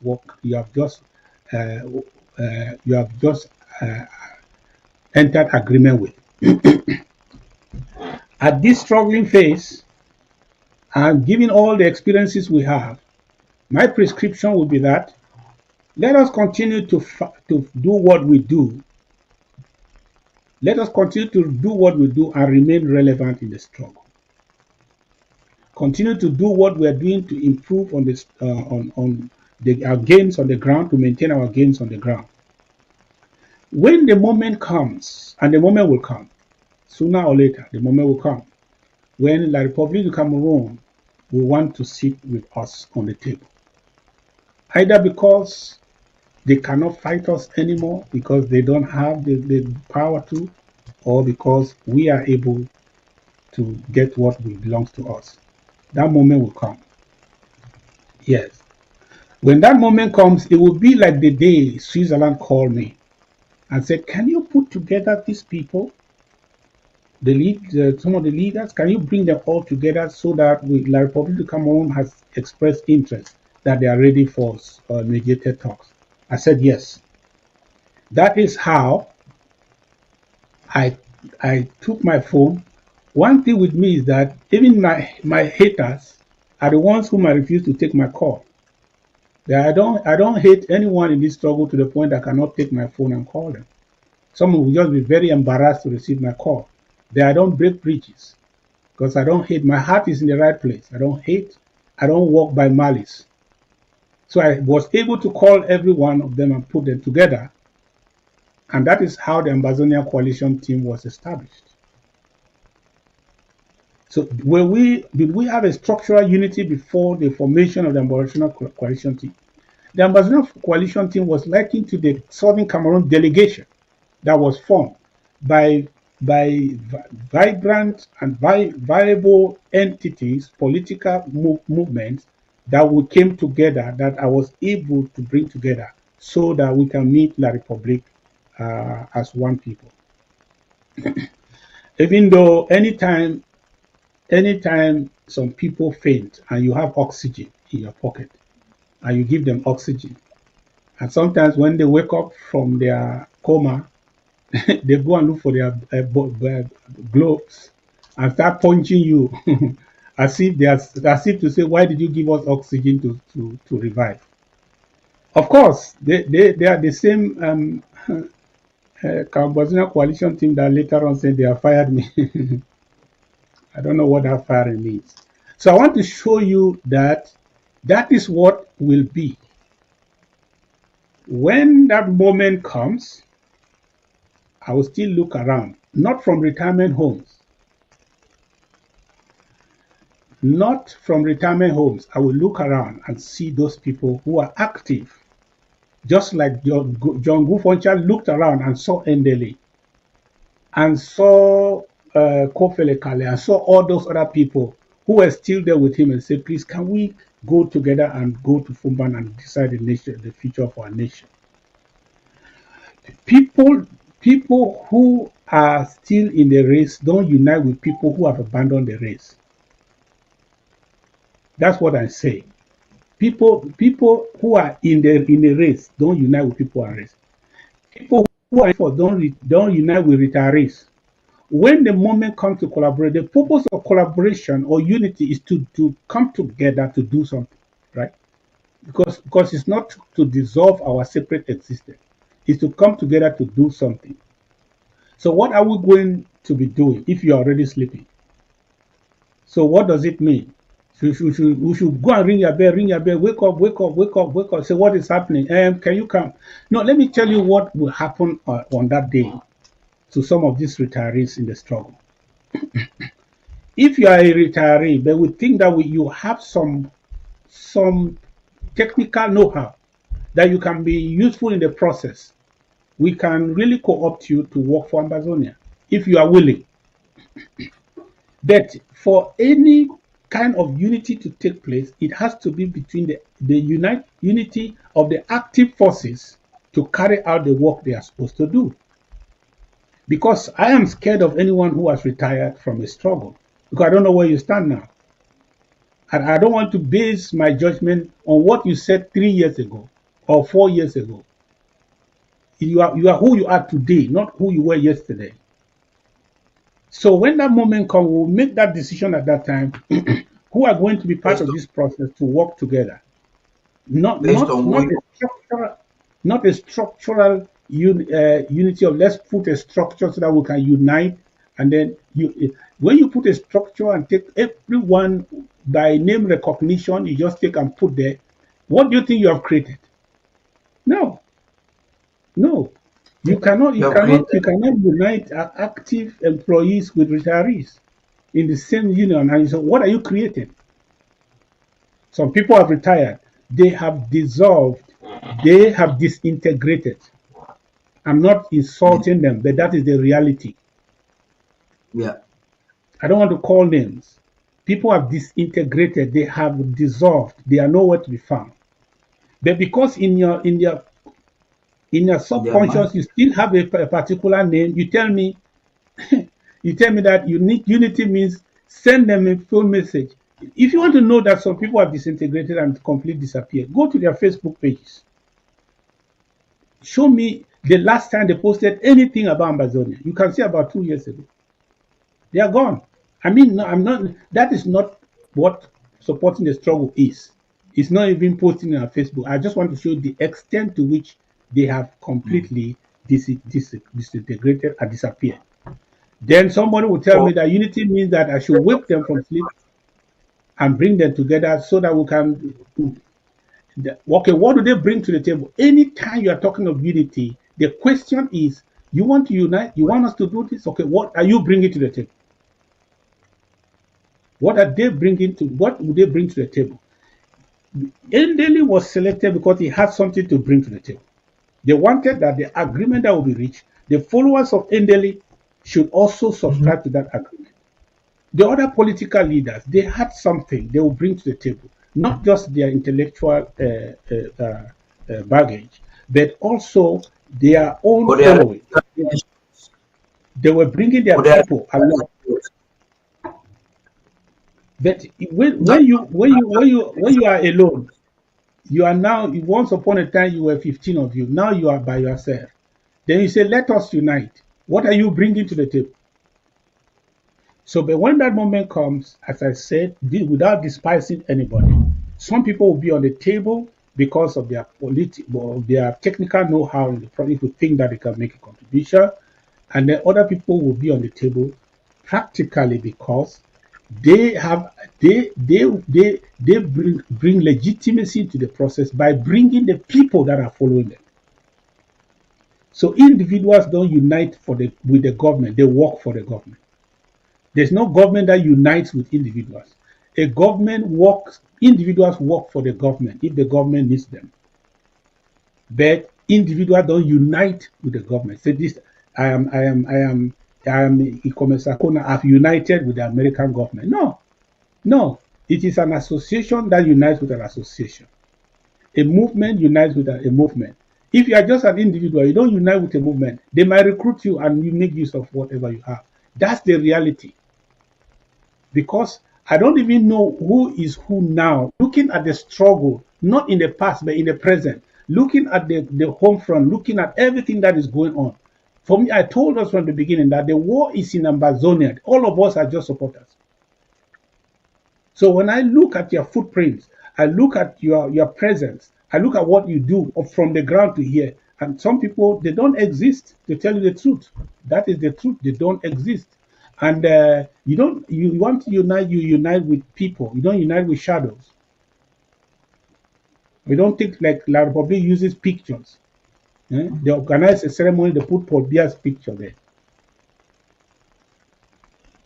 Unite with people who are active and who have a following that they will bring to the table. Mr. President, Mr. President, talking about the fact that the war is in Ambazonia, and there's an aspect of this question I'd like you to address. It has to also do with unity on the ground. We've heard of the Unity Warriors, Unity Deeds, APLM, all of these groups that have become a debacle, a fiasco. But you addressing them at every given instant, you see them as one, but factions that have probably been manipulated. I've heard you a couple of times say the fact that a person can call you and give you $100 doesn't necessarily make him your leader. I want to find out, is it possible for you to bring together the genuine foot soldiers, Ambazonian fighters, those who are willing to be instructed, be guided, to follow terms of engagement as properly processed by the legal team of the government? Do you think Yes. it's possible? If Oh, it's it's very possible, what so far to help these people who are sacrificing their blood to understand that there is need for that united front at the home front? We are the fathers of this revolution. If a thief came to a compound and stole a child and took that child away, it doesn't matter for how long. The day that child finds himself in the compound, he will have some ready hands that will embrace that child. And that will be the hands of the father. We are the fathers of this revolution. So I want to assure you that we are not going to define the people on the ground based on the labels that some people in the diaspora gave them. We are going to deal with the people on the ground based on their attitude towards the struggle, based on what they do and what they don't do in this struggle, based on who they are fighting and who they are not fighting on the ground. That is what we are doing, and that's what we have done. That's why our hands are, we are more generous with our approach. That is why some people who cannot talk to their counties can talk directly to this government, because the county may have a reason not to talk to certain people because probably they erred. And the truth is that we will err many times before we cross the finish line. But some people don't know how to come back after they have erred. But because of our position as the federal government, some of them are able to come back to us and say, Papa, this is what happened. Please, I'm still in this struggle. I'm ready to fight. Things have happened, but right now, this is my stand, please. And then we still find a way to bring that reconciliation and that understanding so that the people can work under this authority. So we have, this is happening in many places right now as I speak to you. Yes, many are coming back because those who were sponsoring these manipulations on the ground, those people who were trying to bring division, who wanted to create their own for themselves, to serve their personal interests. Some of them are in positions that they are nowhere to be found. Some of them are in trouble because they could not deliver on their lies and their promises to the fighters. They said things that time has tested and proven to be wrong. You see, when a person is building an enterprise on lies, just don't worry, it will not last for long. Because one day the lies will be exposed and the enterprise will collapse. So that's what has happened. Many built their enterprises on lies. They told the people, like my children in the BLM, they told them certain things. And I came a few times to see it's not the case. Some of them believed what they heard. And today, many wrong things happen, many bad things happen. But I want to say eyes are opening. Eyes are opening from the BLM to Manyu, to Meme, to Ngoketunja, to Furawa, to the Menchun. The eyes are opening. Even the so-called names you are naming there, Unity Warrior, all those names you are naming, those are labels. We go beyond labels. We don't deal with people based on labels. And that's why some of those labels are just dying a natural death. Because very soon they become so obsolete, so useless. They only persist because social media does not forget. So you hear them talking about a certain name, and when you play an audio, it's like it is everywhere. It's like that's all you hear. No. If you come and see the configuration, how we have configured the ground, and who are in the Generals Assembly and the House of Generals and the of the ASAs and so on, say how we have reconfigured the ground. That is not. It doesn't look like that. It doesn't look like that when you say this one. Those names are labels that were borrowed to them. The one thing I know is that they are all Ambazonian state armed forces. They will say we are a state. Yes, the armed forces of Ambazonia. They are state armed forces. That means they are fighting for the state. I added state that so that they should know that they are fighting for the state. They are not fighting for an individual. They are not fighting just for a county. They are fighting for the state of Ambazonia. So we have recreated on the ground now goes beyond those labels that were given to you. That's why you see they are becoming rare and rare and rare.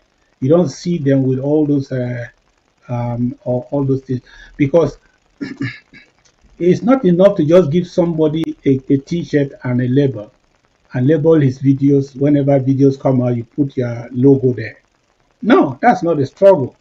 We make the video to happen. We make the video happen by talking to them. We make the video happen by giving them resources. We make the video happen because sometimes you people rejoice on the good news that you see. The first thing that goes my mind when I pick up the phone to call is, were there any injuries? That's the first thing I ask.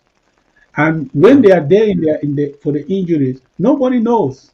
The person who put his who use his 5 minutes, put his label and who labeled the video in 5 minutes, is not there to make sure that that person is cured, is attended to, the sick, and the dead are buried. They are not there. The federal government is there. So at the end, those labels will forget about them. One thing that they all agree with now is that they are ASA. They belong to the Ambazonia State Army. So wait and see some of those labels. If by 1 year we are not yet in Boya, ask me that question again, you will get better answers, even without words, about what we have been able to do on the ground. Because of how we are the parents of these people. We are the parents of this struggle. We are the fathers.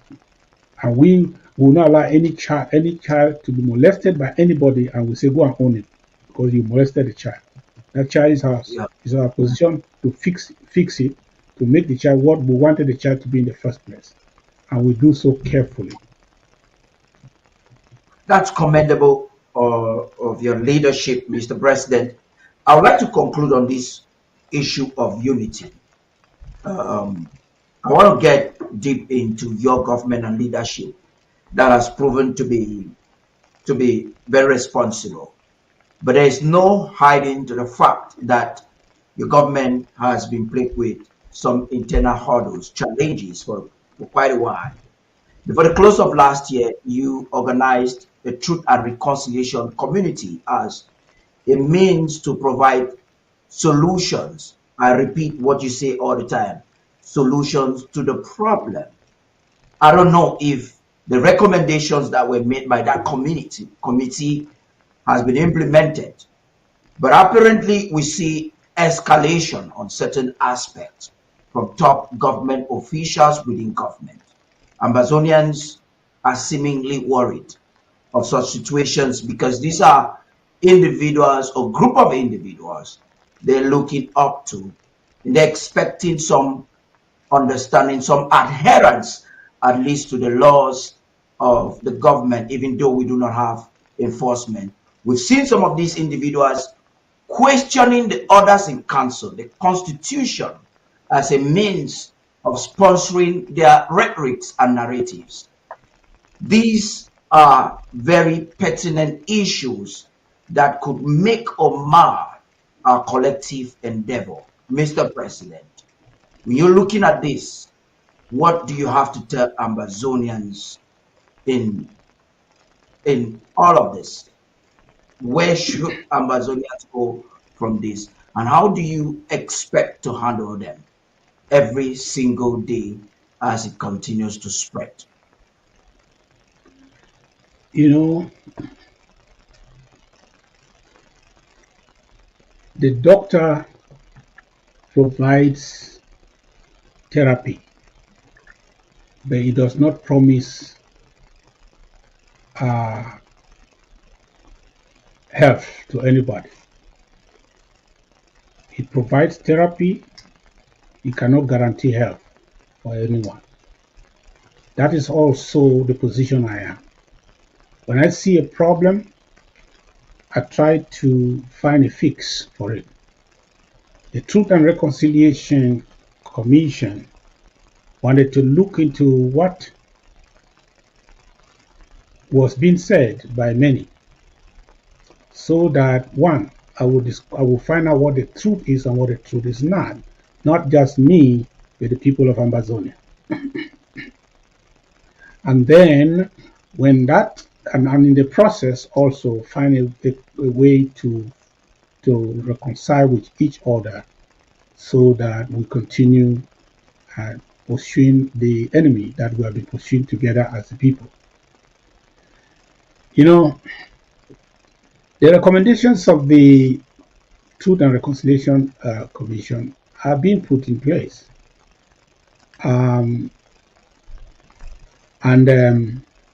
I want to say that I also realize that you can take 1 minute to injure somebody. The healing might take 2 months, or 3 months, or even 1 year. So that is why there is some time available for people who actually embrace the solution and are ready to that we work together again as one. Or people who are on the side of the solution, who are ready to allow common sense to prevail, that are ready to allow Ambazonia to prevail. So I would not be surprised that we succeed or we don't succeed. I'm not a magician, I'm not even God. So it is never expected for me to solve the problem that are in other people. I can only solve the problems that are in the struggle.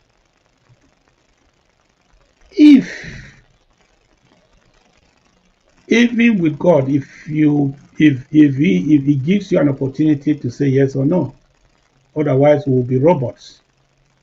If you say no, there's nothing I can do. Anybody who expects the leaders to make it possible for everybody to say yes, it's an unattainable expectation. Yeah, no, I cannot cause everybody to say yes. No leader should be expected to achieve that. But I can cause everyone to think in the right manner. I can cause everyone to look at my position and understand me carefully. Then even if they don't, what am I going to do? If somebody says no, what am I going to do? That is why disagreements happen. That's why people fall off and fall out. That's why people abandon. That's why people change, because some people cannot disagree, then agree again. Some people disagree only once and they go. That is it. That's their nature. I will not be surprised that there are some like that. What am I going to do? I am already, you can know from my experience that I am braced for everything.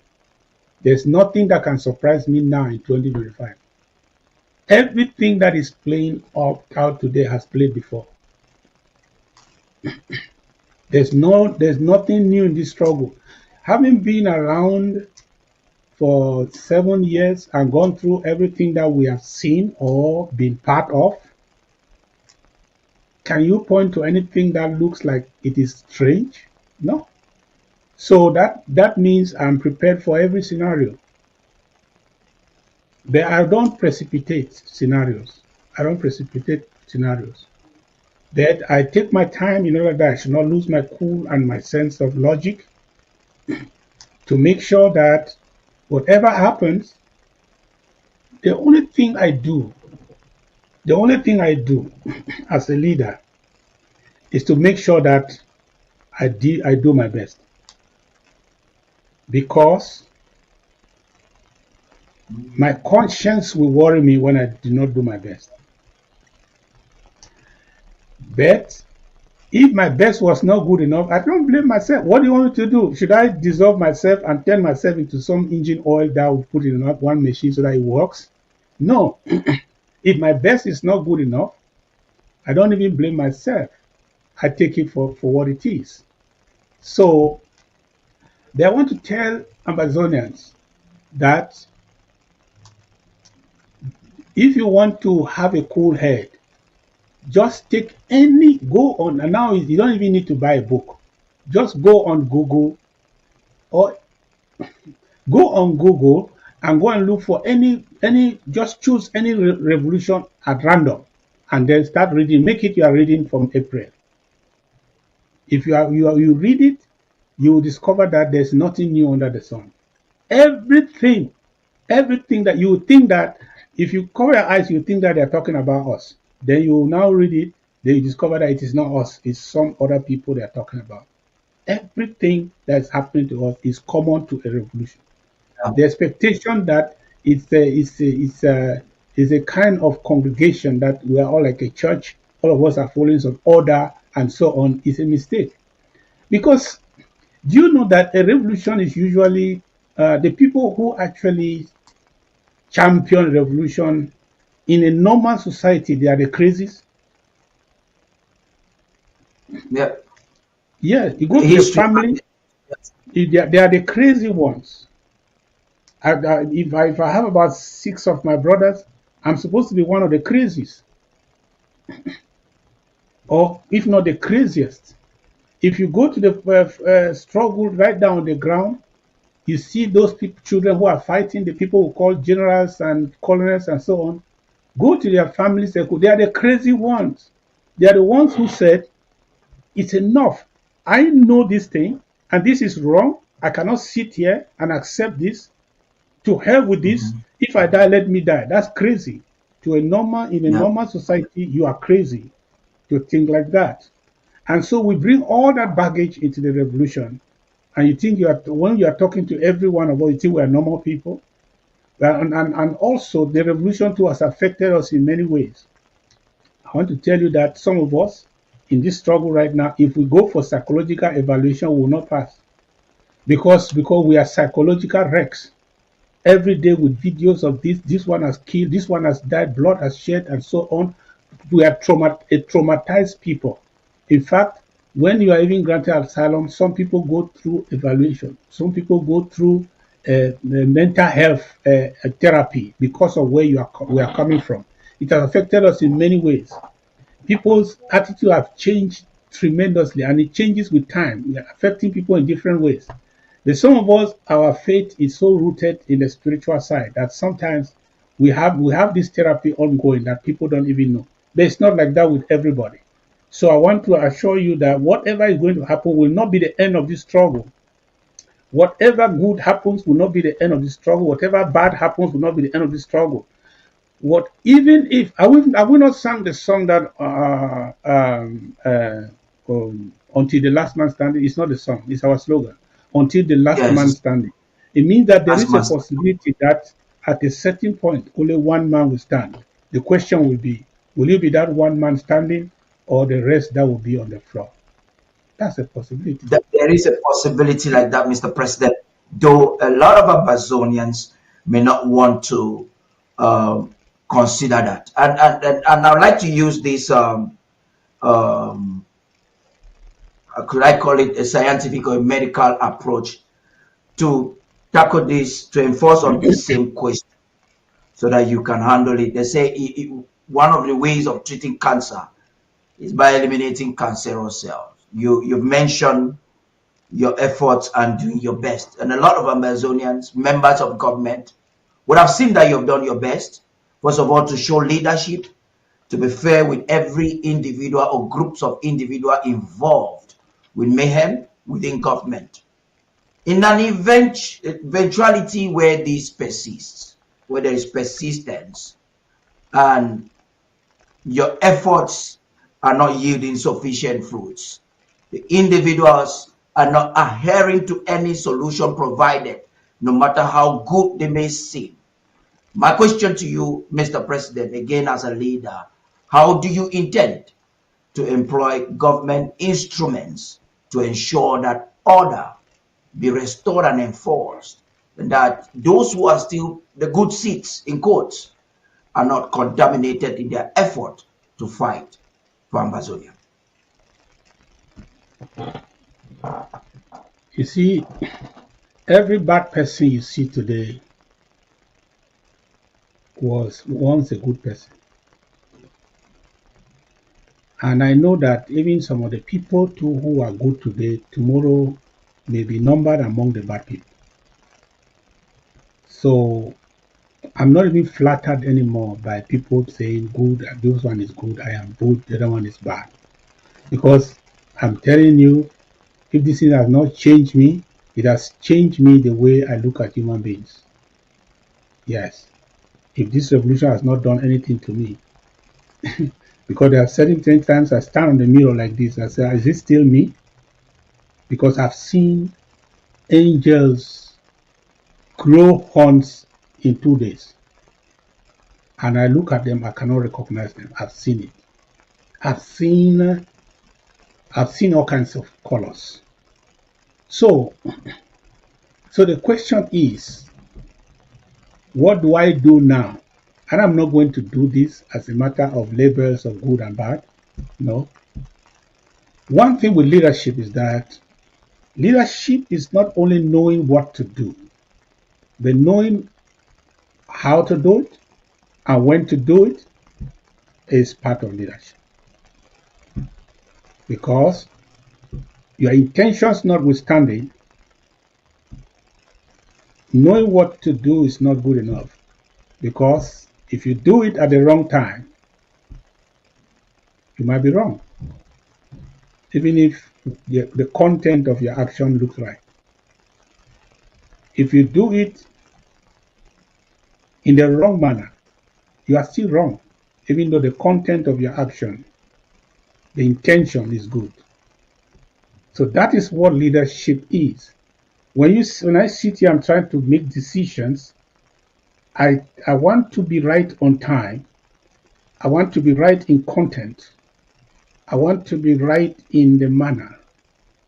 I want to make sure that I check the boxes. That is what put together makes good leadership. That's it.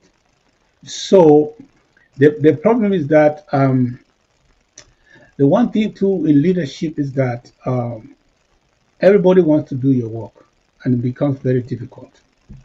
Yes, because that's and if you're not careful, you will not be the one doing your work.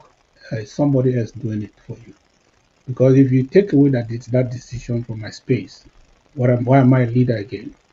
Then the only advice I have for me and for leadership is that don't miss the mark. Don't miss the focus. Don't remain focused.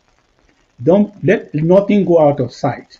Make sure that I'm monitoring. Make sure that I have a response and I have a plan. Make sure that I have a response and I have a plan. And make sure that I don't miss out. I don't miss the moment and the how and when to do this correctly. It should not be outside my consideration. It should be within my consideration. As long as that's within my consideration, I know it. I know it. I've got some experiences that if I share them now, some people will get angry from certain places, probably who are enjoying their retirement. They will say, "Can you imagine he said this about me?" Then they will have a 5 minutes come back to social media because of me. I've handled situations that I can look back now and ask you, was that correct? And somebody will say, yeah, it was correct. I said, but remember, it wasn't correct when I decided to wait for that moment. It wasn't correct. Then now looking back, you say, oh, it was correct. It was correct. It was correct. there is there is a situation of a vice president who I had, who wanted to, who was opposing me. Anytime I go and make a speech, he would go and make a speech to the contrary. And it was behind the creation of an organization that was supposed to pull me out of government. And that organization gave me 3 months to be a president or they change their name. Everybody say, how can you, I'm feeling making a speech, the person goes and make a speech the same time. I'm talking to those who have been around for a while. I want to say that anything that, there's nothing happening that has not happened at all. So, and then they asked me that, how can you do this? Like, you feel make me a speech and make another speech, saying the opposite of what you say, and so on. Do something and not, come on, do something. You know, I said, no. I said, no. If I tell you the whole story, how and when I did it, and I ask you today, you say, I think that was correct. But I can tell you that that time I wasn't correct. I wasn't correct at all. Some people almost try to abandon, say, this thing is over, just tell me we're all going away. Yeah. But I found out because there is a law. I checked the Constitution. I'm not a lazy reader. I read the Constitution that we still had as a draft. Then I now waited and I sent the Restoration Council by then. I said, can you promulgate that into law? They did promulgate it. I knew that there were verses in that Constitution which said that no vice president is elected, vice president is appointed. So I had a document that says that that one who was elected was not properly appointed. And number 2, the vice president then was a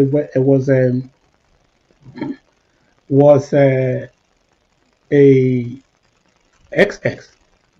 I mean, the substantial vice president was an XX. But this other elected vice president was there, who was giving me headache. So I said, okay, all of us are interim because I was active. So you two are acting. So we cannot have an acting president and a non-acting vice president. So we're acting. So both of us are acting. I know who I'm acting for. Who are you acting for? Because you're acting for an XX. So I said, so since you don't know who you're acting for, I abandoned everything. I was behaving as if I did not know. I said, okay, now the next thing is I am giving 60 days for the XX to communicate with me. I informed the whole cabinet that I want to make contact with the XX. Or if within this period of time, if I don't get him, I will assume that he does not exist. So I called the chief of staff and all those people who were there. Who is the XX? This one said, no, maybe it was Kabinat to me. I said, it's a lie. Let him get in touch with me. I need to know the XX. And there was no XX coming. When the time expired, I said, I assume, I wrote a letter informing the lawmaker that XX does not exist. So we cannot have somebody acting for somebody who does not exist. So the vice president XX did not exist. So how can you be acting for a vice president that doesn't exist? So when I took the decision to appoint a vice president, I did not dismiss the vice president who was acting. I simply appointed the vice president who was non-existent. So the person, the so-called vice president, went to the Restoration Council and said, I was elected, I cannot be dismissed. They said, no, according to the Constitution, you were not supposed to be elected, actually. You were supposed to be appointed. And this man has the power to appoint a vice president. And we have taken judicial notice that the vice president XX does not exist. So, Mr. President, I think it took me months upon months. Today, when we look back, was I right or I was wrong? Everybody would tell me, oh, you were right. That was fantastic.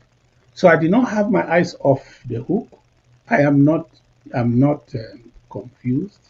I cannot be so distracted as not take my eyes off the ball. I know what I am doing and I want to get it right, at least most of the time. That's just one little example. I have so many of them. So I'm telling the people around me, allow me do the job. If you are a passenger behind the seat, don't try to drive the car. That's amazing. Two important aspects I got from everything you said is doing it the right thing, the right time, and most importantly, employing the law. So Ambazonians would have their hands tied and they're looking forward to that. We've had an extensive day, Mr. President, but there are yet two things I would like you to chip in before you leave, because every time we have the opportunity to talk with you, we want you to talk as much as possible on almost everything. This has to do with the displaced persons, the IDPs, the refugees. What message do you have for them? We all understand their pain. We know the efforts the government is making to reach out to them, and especially those who are seeking for opportunities in the United States, other parts of the world where policies are getting tighter and tighter by the day. Some of them are looking up to this platform, ABC, Ambazonia Broadcasting Corporation, that now has ABC Network 24 and all of its expansion. What's your vision to continually enable this platform to be what it should be during this time of war? And what's your message to these displaced persons that are looking up to us? Yes, my message to all of you, whether you are IDP or you are refugees, including the prisoners, is to assure you that this is the year of hope for us. I know in your position, the best thing you can do is to pray and wish us well, that are freer, that have some resources, that have the liberty to do something, not us, not to abandon this and look away. I know that's your prayer. That's why some have called me and said, please, if it's not for every other person, but because of me, don't give up. So I'm trying to tell you that, please, this is, as I said in my intro, this is a different season in this struggle right now. This is a more favorable season, which I should call the beginning of the harvest in all our endeavors in this struggle. Don't just give up. And don't open yourself up to any Jack and Jill just because they want to exploit your situation. There are some people who will give you food to eat on condition. Please don't fall prey. Don't fall prey. They want to take you back so that you will go there, and because during this political time you hear all kinds of things. They know we're taking you back only for 1 week so you can go and vote there, and then they will come back. We're going to help you, give you this and that. Don't fall prey for all that. Remain steadfast and just hold your breath a little more under the water. Salvation is coming. If the efforts we are making and God helping us go through, you will leave that place that you are into a glorious freedom as a free man in a free nation. I'm saying that don't also by any means participate in any action that is going to make it difficult for us. Those who are in a situation like you are, it is those who are free that fight for it. Those who have the freedom that can help you achieve freedom. I want to inform all those even in prison. Anytime you do any action to hinder our operations, to hinder our effectiveness, and to deprive us of the success in what we are doing, you are not doing that to us. You are doing it to yourself. Because if we fail today, and God forbid, if you are La Republic, if we fail today, What will you do to the problem in your hands? Because you will be the problem. If we succeed today, they are obliged by law to exchange you and to bring you over to Ambazonia and bring and we give up whatever we have that we are keeping. By law, they have to do it. But if we fail in this endeavor, because you have made it that we fail, and they still have you in their keeping, what do you think they will do with you? To let you go so you can go and start afresh? To let you go so that you can go and foment another struggle, another war? No. Just simple common sense. They will wipe out they will cleanse the place, the house. They will make sure that these people and their seed should not be seen to prosper anymore. They'll take care of you. Just read it, just read a little. That's what they do. But when the people and we have won, that is what it's our victory out here that protects you in there.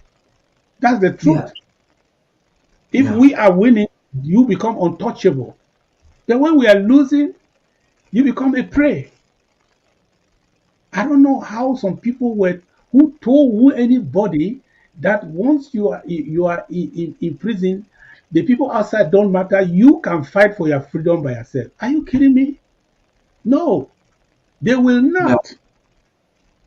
So your freedom depends on our success. If you can pray any prayer, even if you like me or you don't like me, pray that will succeed. If somebody Mr. told President, Mr. President, I'm not interrupting you. I want to support what you're saying with the news we're getting on the ground now. You know the yeah, fight you waged since 2018 until now. A majority of the Naira 39 have been released. The effort the government made also with the ICC. I knew some of them one on one that we started at the home front that went and they were part of the Naira 9. Like one of them, like the congressman, I saw the videos, him dancing in nightclub. And that's a good thing. We're not envying anybody that has been released. But their release is based on the pressure when the ICC started pursuing them. I can affirm now that Cameroon has actually released the Naira 9 that were accused of 39, being terror. the 39. 39. Yeah, the Because they 39 were that in our ICC petition. Their names, they were in our ICC petition. Their case and the one of the Naira 9 were in our. It was the principal part of our petition because Nigeria came first, then Cameroon came second. Yes, sir. We have images of them. Is that I can't portray it because it might expose them now. I'm just using this as a big platform that you are speaking to advise some of them to be careful. Whatever promises Cameroon has made, it's better for them to look for a secure place and cool their head because they might still come after them. But that's based on the effort that you're making, Mr. President. You can complete your message. So, so we are helping. We are here. We want to succeed because because we love you. Because otherwise, there are many that started and have abandoned it. We are not doing this for survival, for our survival. Many of us will survive very well, very, very well without this. Are you kidding me? We'll survive very well without this. So we are not doing this for our survival. Anybody who tells you that we are doing this for our survival is a psychiatric case. We are not. Many of us, we make sacrifices, we make, depriving ourselves of everything because of you. There are some people I know who are in trouble today, like my brother and friend Frank and Claude Chi, or my brother Tassan. I cannot rest. Even if I were tired, if I wake up in the morning, I will have energy to fight. Even if I were to give up, I think about them. I will not. I will not give up again. So we are not doing this for ourselves. Anybody who tells you otherwise is a liar from the pit of hell. We are doing this because there are some people who are looking up to us, who probably their hope is just on us. on what we do. That's why we do what we do. So pray for us. Don't counter us. Don't try to stop us, frustrate us, write letters to the United Nations that they should not listen to us. I don't know who advised that. That somebody in jail should write to the United Nations that they should not listen to us. Now, is United Nations going to the prison to listen to them? Do you know how many meetings I've held with the United Nations and with other authorities? Then you write letters to them and say they should not talk to us. What becomes of your faith then? What? So I'm begging the people that please, your success, your freedom is tied to us. So we are not gods. I'm not making myself a god.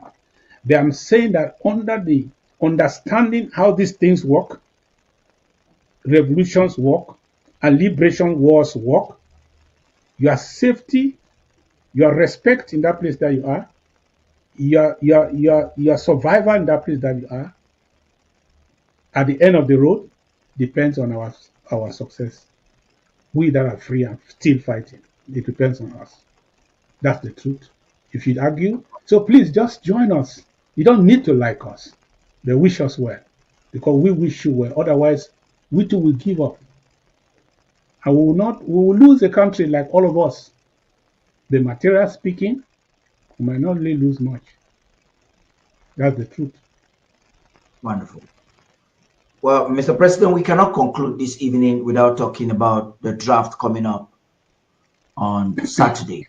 That's a crucial government event, and we are hoping to have an acclamative reception from the Midland zone. It's a critical zone in Ambazonia, like Savannah, that had to do with Ngoketunja, Boyo, Ndongamanto, and the mighty Bui. We understand the stakes involved. You've mentioned some of them in Mezam, in Momo, and even Manu, that are the counties holding this great zone. I don't know if you have any conversation with the leadership and you're trying to bring cohesion. If that is what is happening, maybe you want to talk to the people of Ambazonia. But the federal government draft is something you're calling every Ambazonia and soliciting for leadership of a zone to host you because of its relevance. It has to do with self-defense. It has to do with advocacy. It has to do with diplomacy. These are efforts that you're using a strategy to get Ambazonians involved. What do you have to tell us as a people? I'm from the Midlands. I happen to come from two parents that are all from the Midlands. What do you have to tell us as we host you this weekend? You know, the Midland zone is the political engine house of this struggle. It's the political engine house of this struggle. From Mezam to Momo, from Manu to Lebialem. So, unfortunately, wherever the politics is very intense, sometimes there are distractions. Some people will be distracted because they give too much attention to the politics, and they might forget the stakes. The stakes. I came to tell my people of Momo, who have always stood with me. I came to tell my people of Mezam, who have always encouraged me to know that the line has been drawn. Ambazonia must be free. Nizam is like the spirit of this revolution. My people of Libialem, who fought so much, who commanded the respect of La République du Cameroon on Ambazonia. And lately you have shown me the signs that you are coming back to life. My people of Manu, where it all started in 2017. who have not stopped fighting. The spirit of the tiger is at work right from the beginning. And you are still bleeding La Republic as we speak. I'm coming to you today, not just on the fighting side, on the political side, to say that, please, there are many things to be done. But the right thing to do at this time is to draft to the federal government. If you want us to deliver in the diplomatic front, draft. Forget about the polemics and all the everything, anything you can hear nonsense you can hear out there. I don't say these things to win. I'm not a performance artist. I'm not an influencer. I'm not trying to get likes. No. I am a practical leader. I know where we are now. I know what we are doing now. I know what we need to do now. And I'm saying, if there's any time you needed to draft, it is now. If you hold back, your intentions notwithstanding, you will make us fail at the brink of success. Because as I said, this is the season of the harvest. When we don't do what we have to do when it is harvest time, all that we did during the planting season will be in vain. That's the truth. So if you like, you can tell me, this is what I did in 2018, this 2020, can you imagine what I did? Yes, granted, congratulations, you did it. But let me say this, if we have not given up on Ambazonia, if we have not given up on going to Boya, if that is true, then right now, what is in the hands of the federal government to do is likened to the harvest of all our struggles since 2017. It is so pivotal at this time. So I'm asking, please, draft. We are coming to your house. We are counting on you. Draft. You are not drafting to me. You are drafting because there are things we must do. They are critical, they are crucial. If we miss,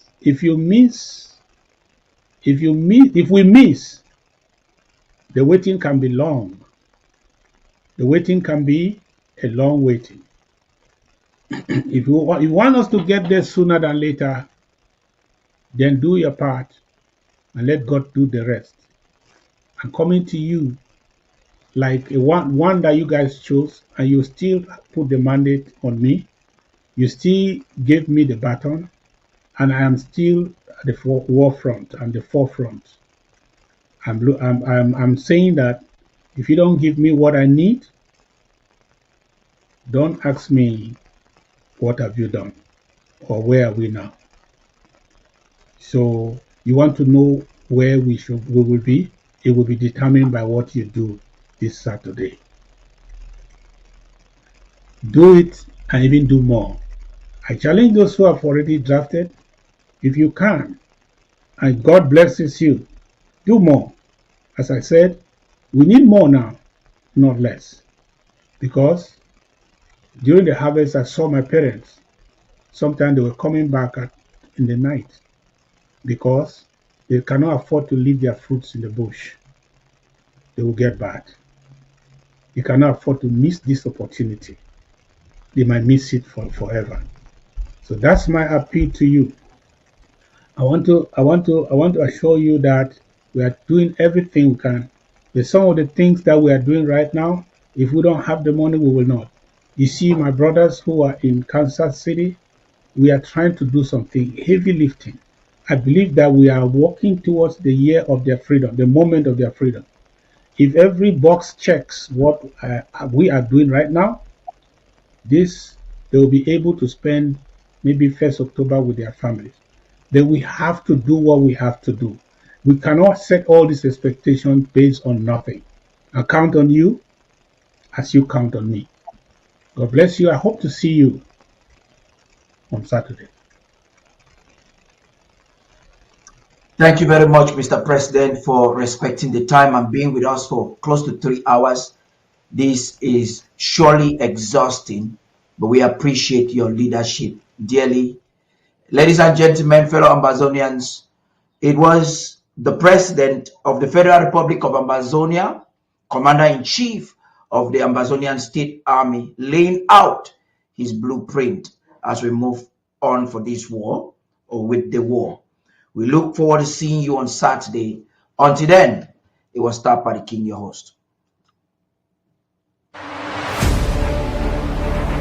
The number one most important thing for every Ambazonian to do right now is the draft. We stand at the threshold of an existential struggle, a pivotal juncture in our proud history that brooks no failure, tolerates no hesitation. So we will draft incessantly, individually, within the warm, vibrant tapestries of our communities. We will draft. We must draft. Draft, for in this paramount task, our draft, lies the power to liberate Ambazonia.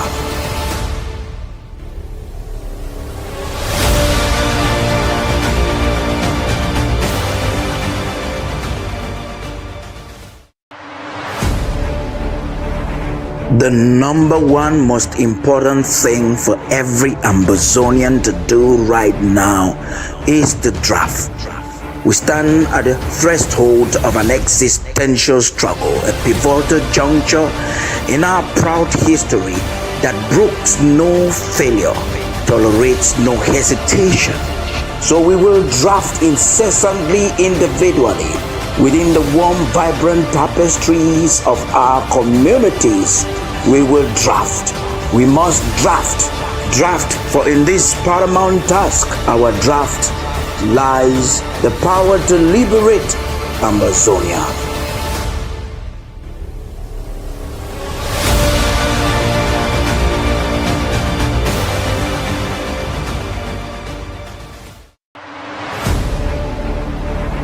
The number one most important thing for every Ambazonian to do right now is the draft. We stand at the threshold of an existential struggle, a pivotal juncture in our proud history that brooks no failure, tolerates no hesitation. So we will draft incessantly, individually, within the warm, vibrant tapestries of our communities. We will draft. We must draft. Draft, for in this paramount task, our draft, lies the power to liberate Ambazonia.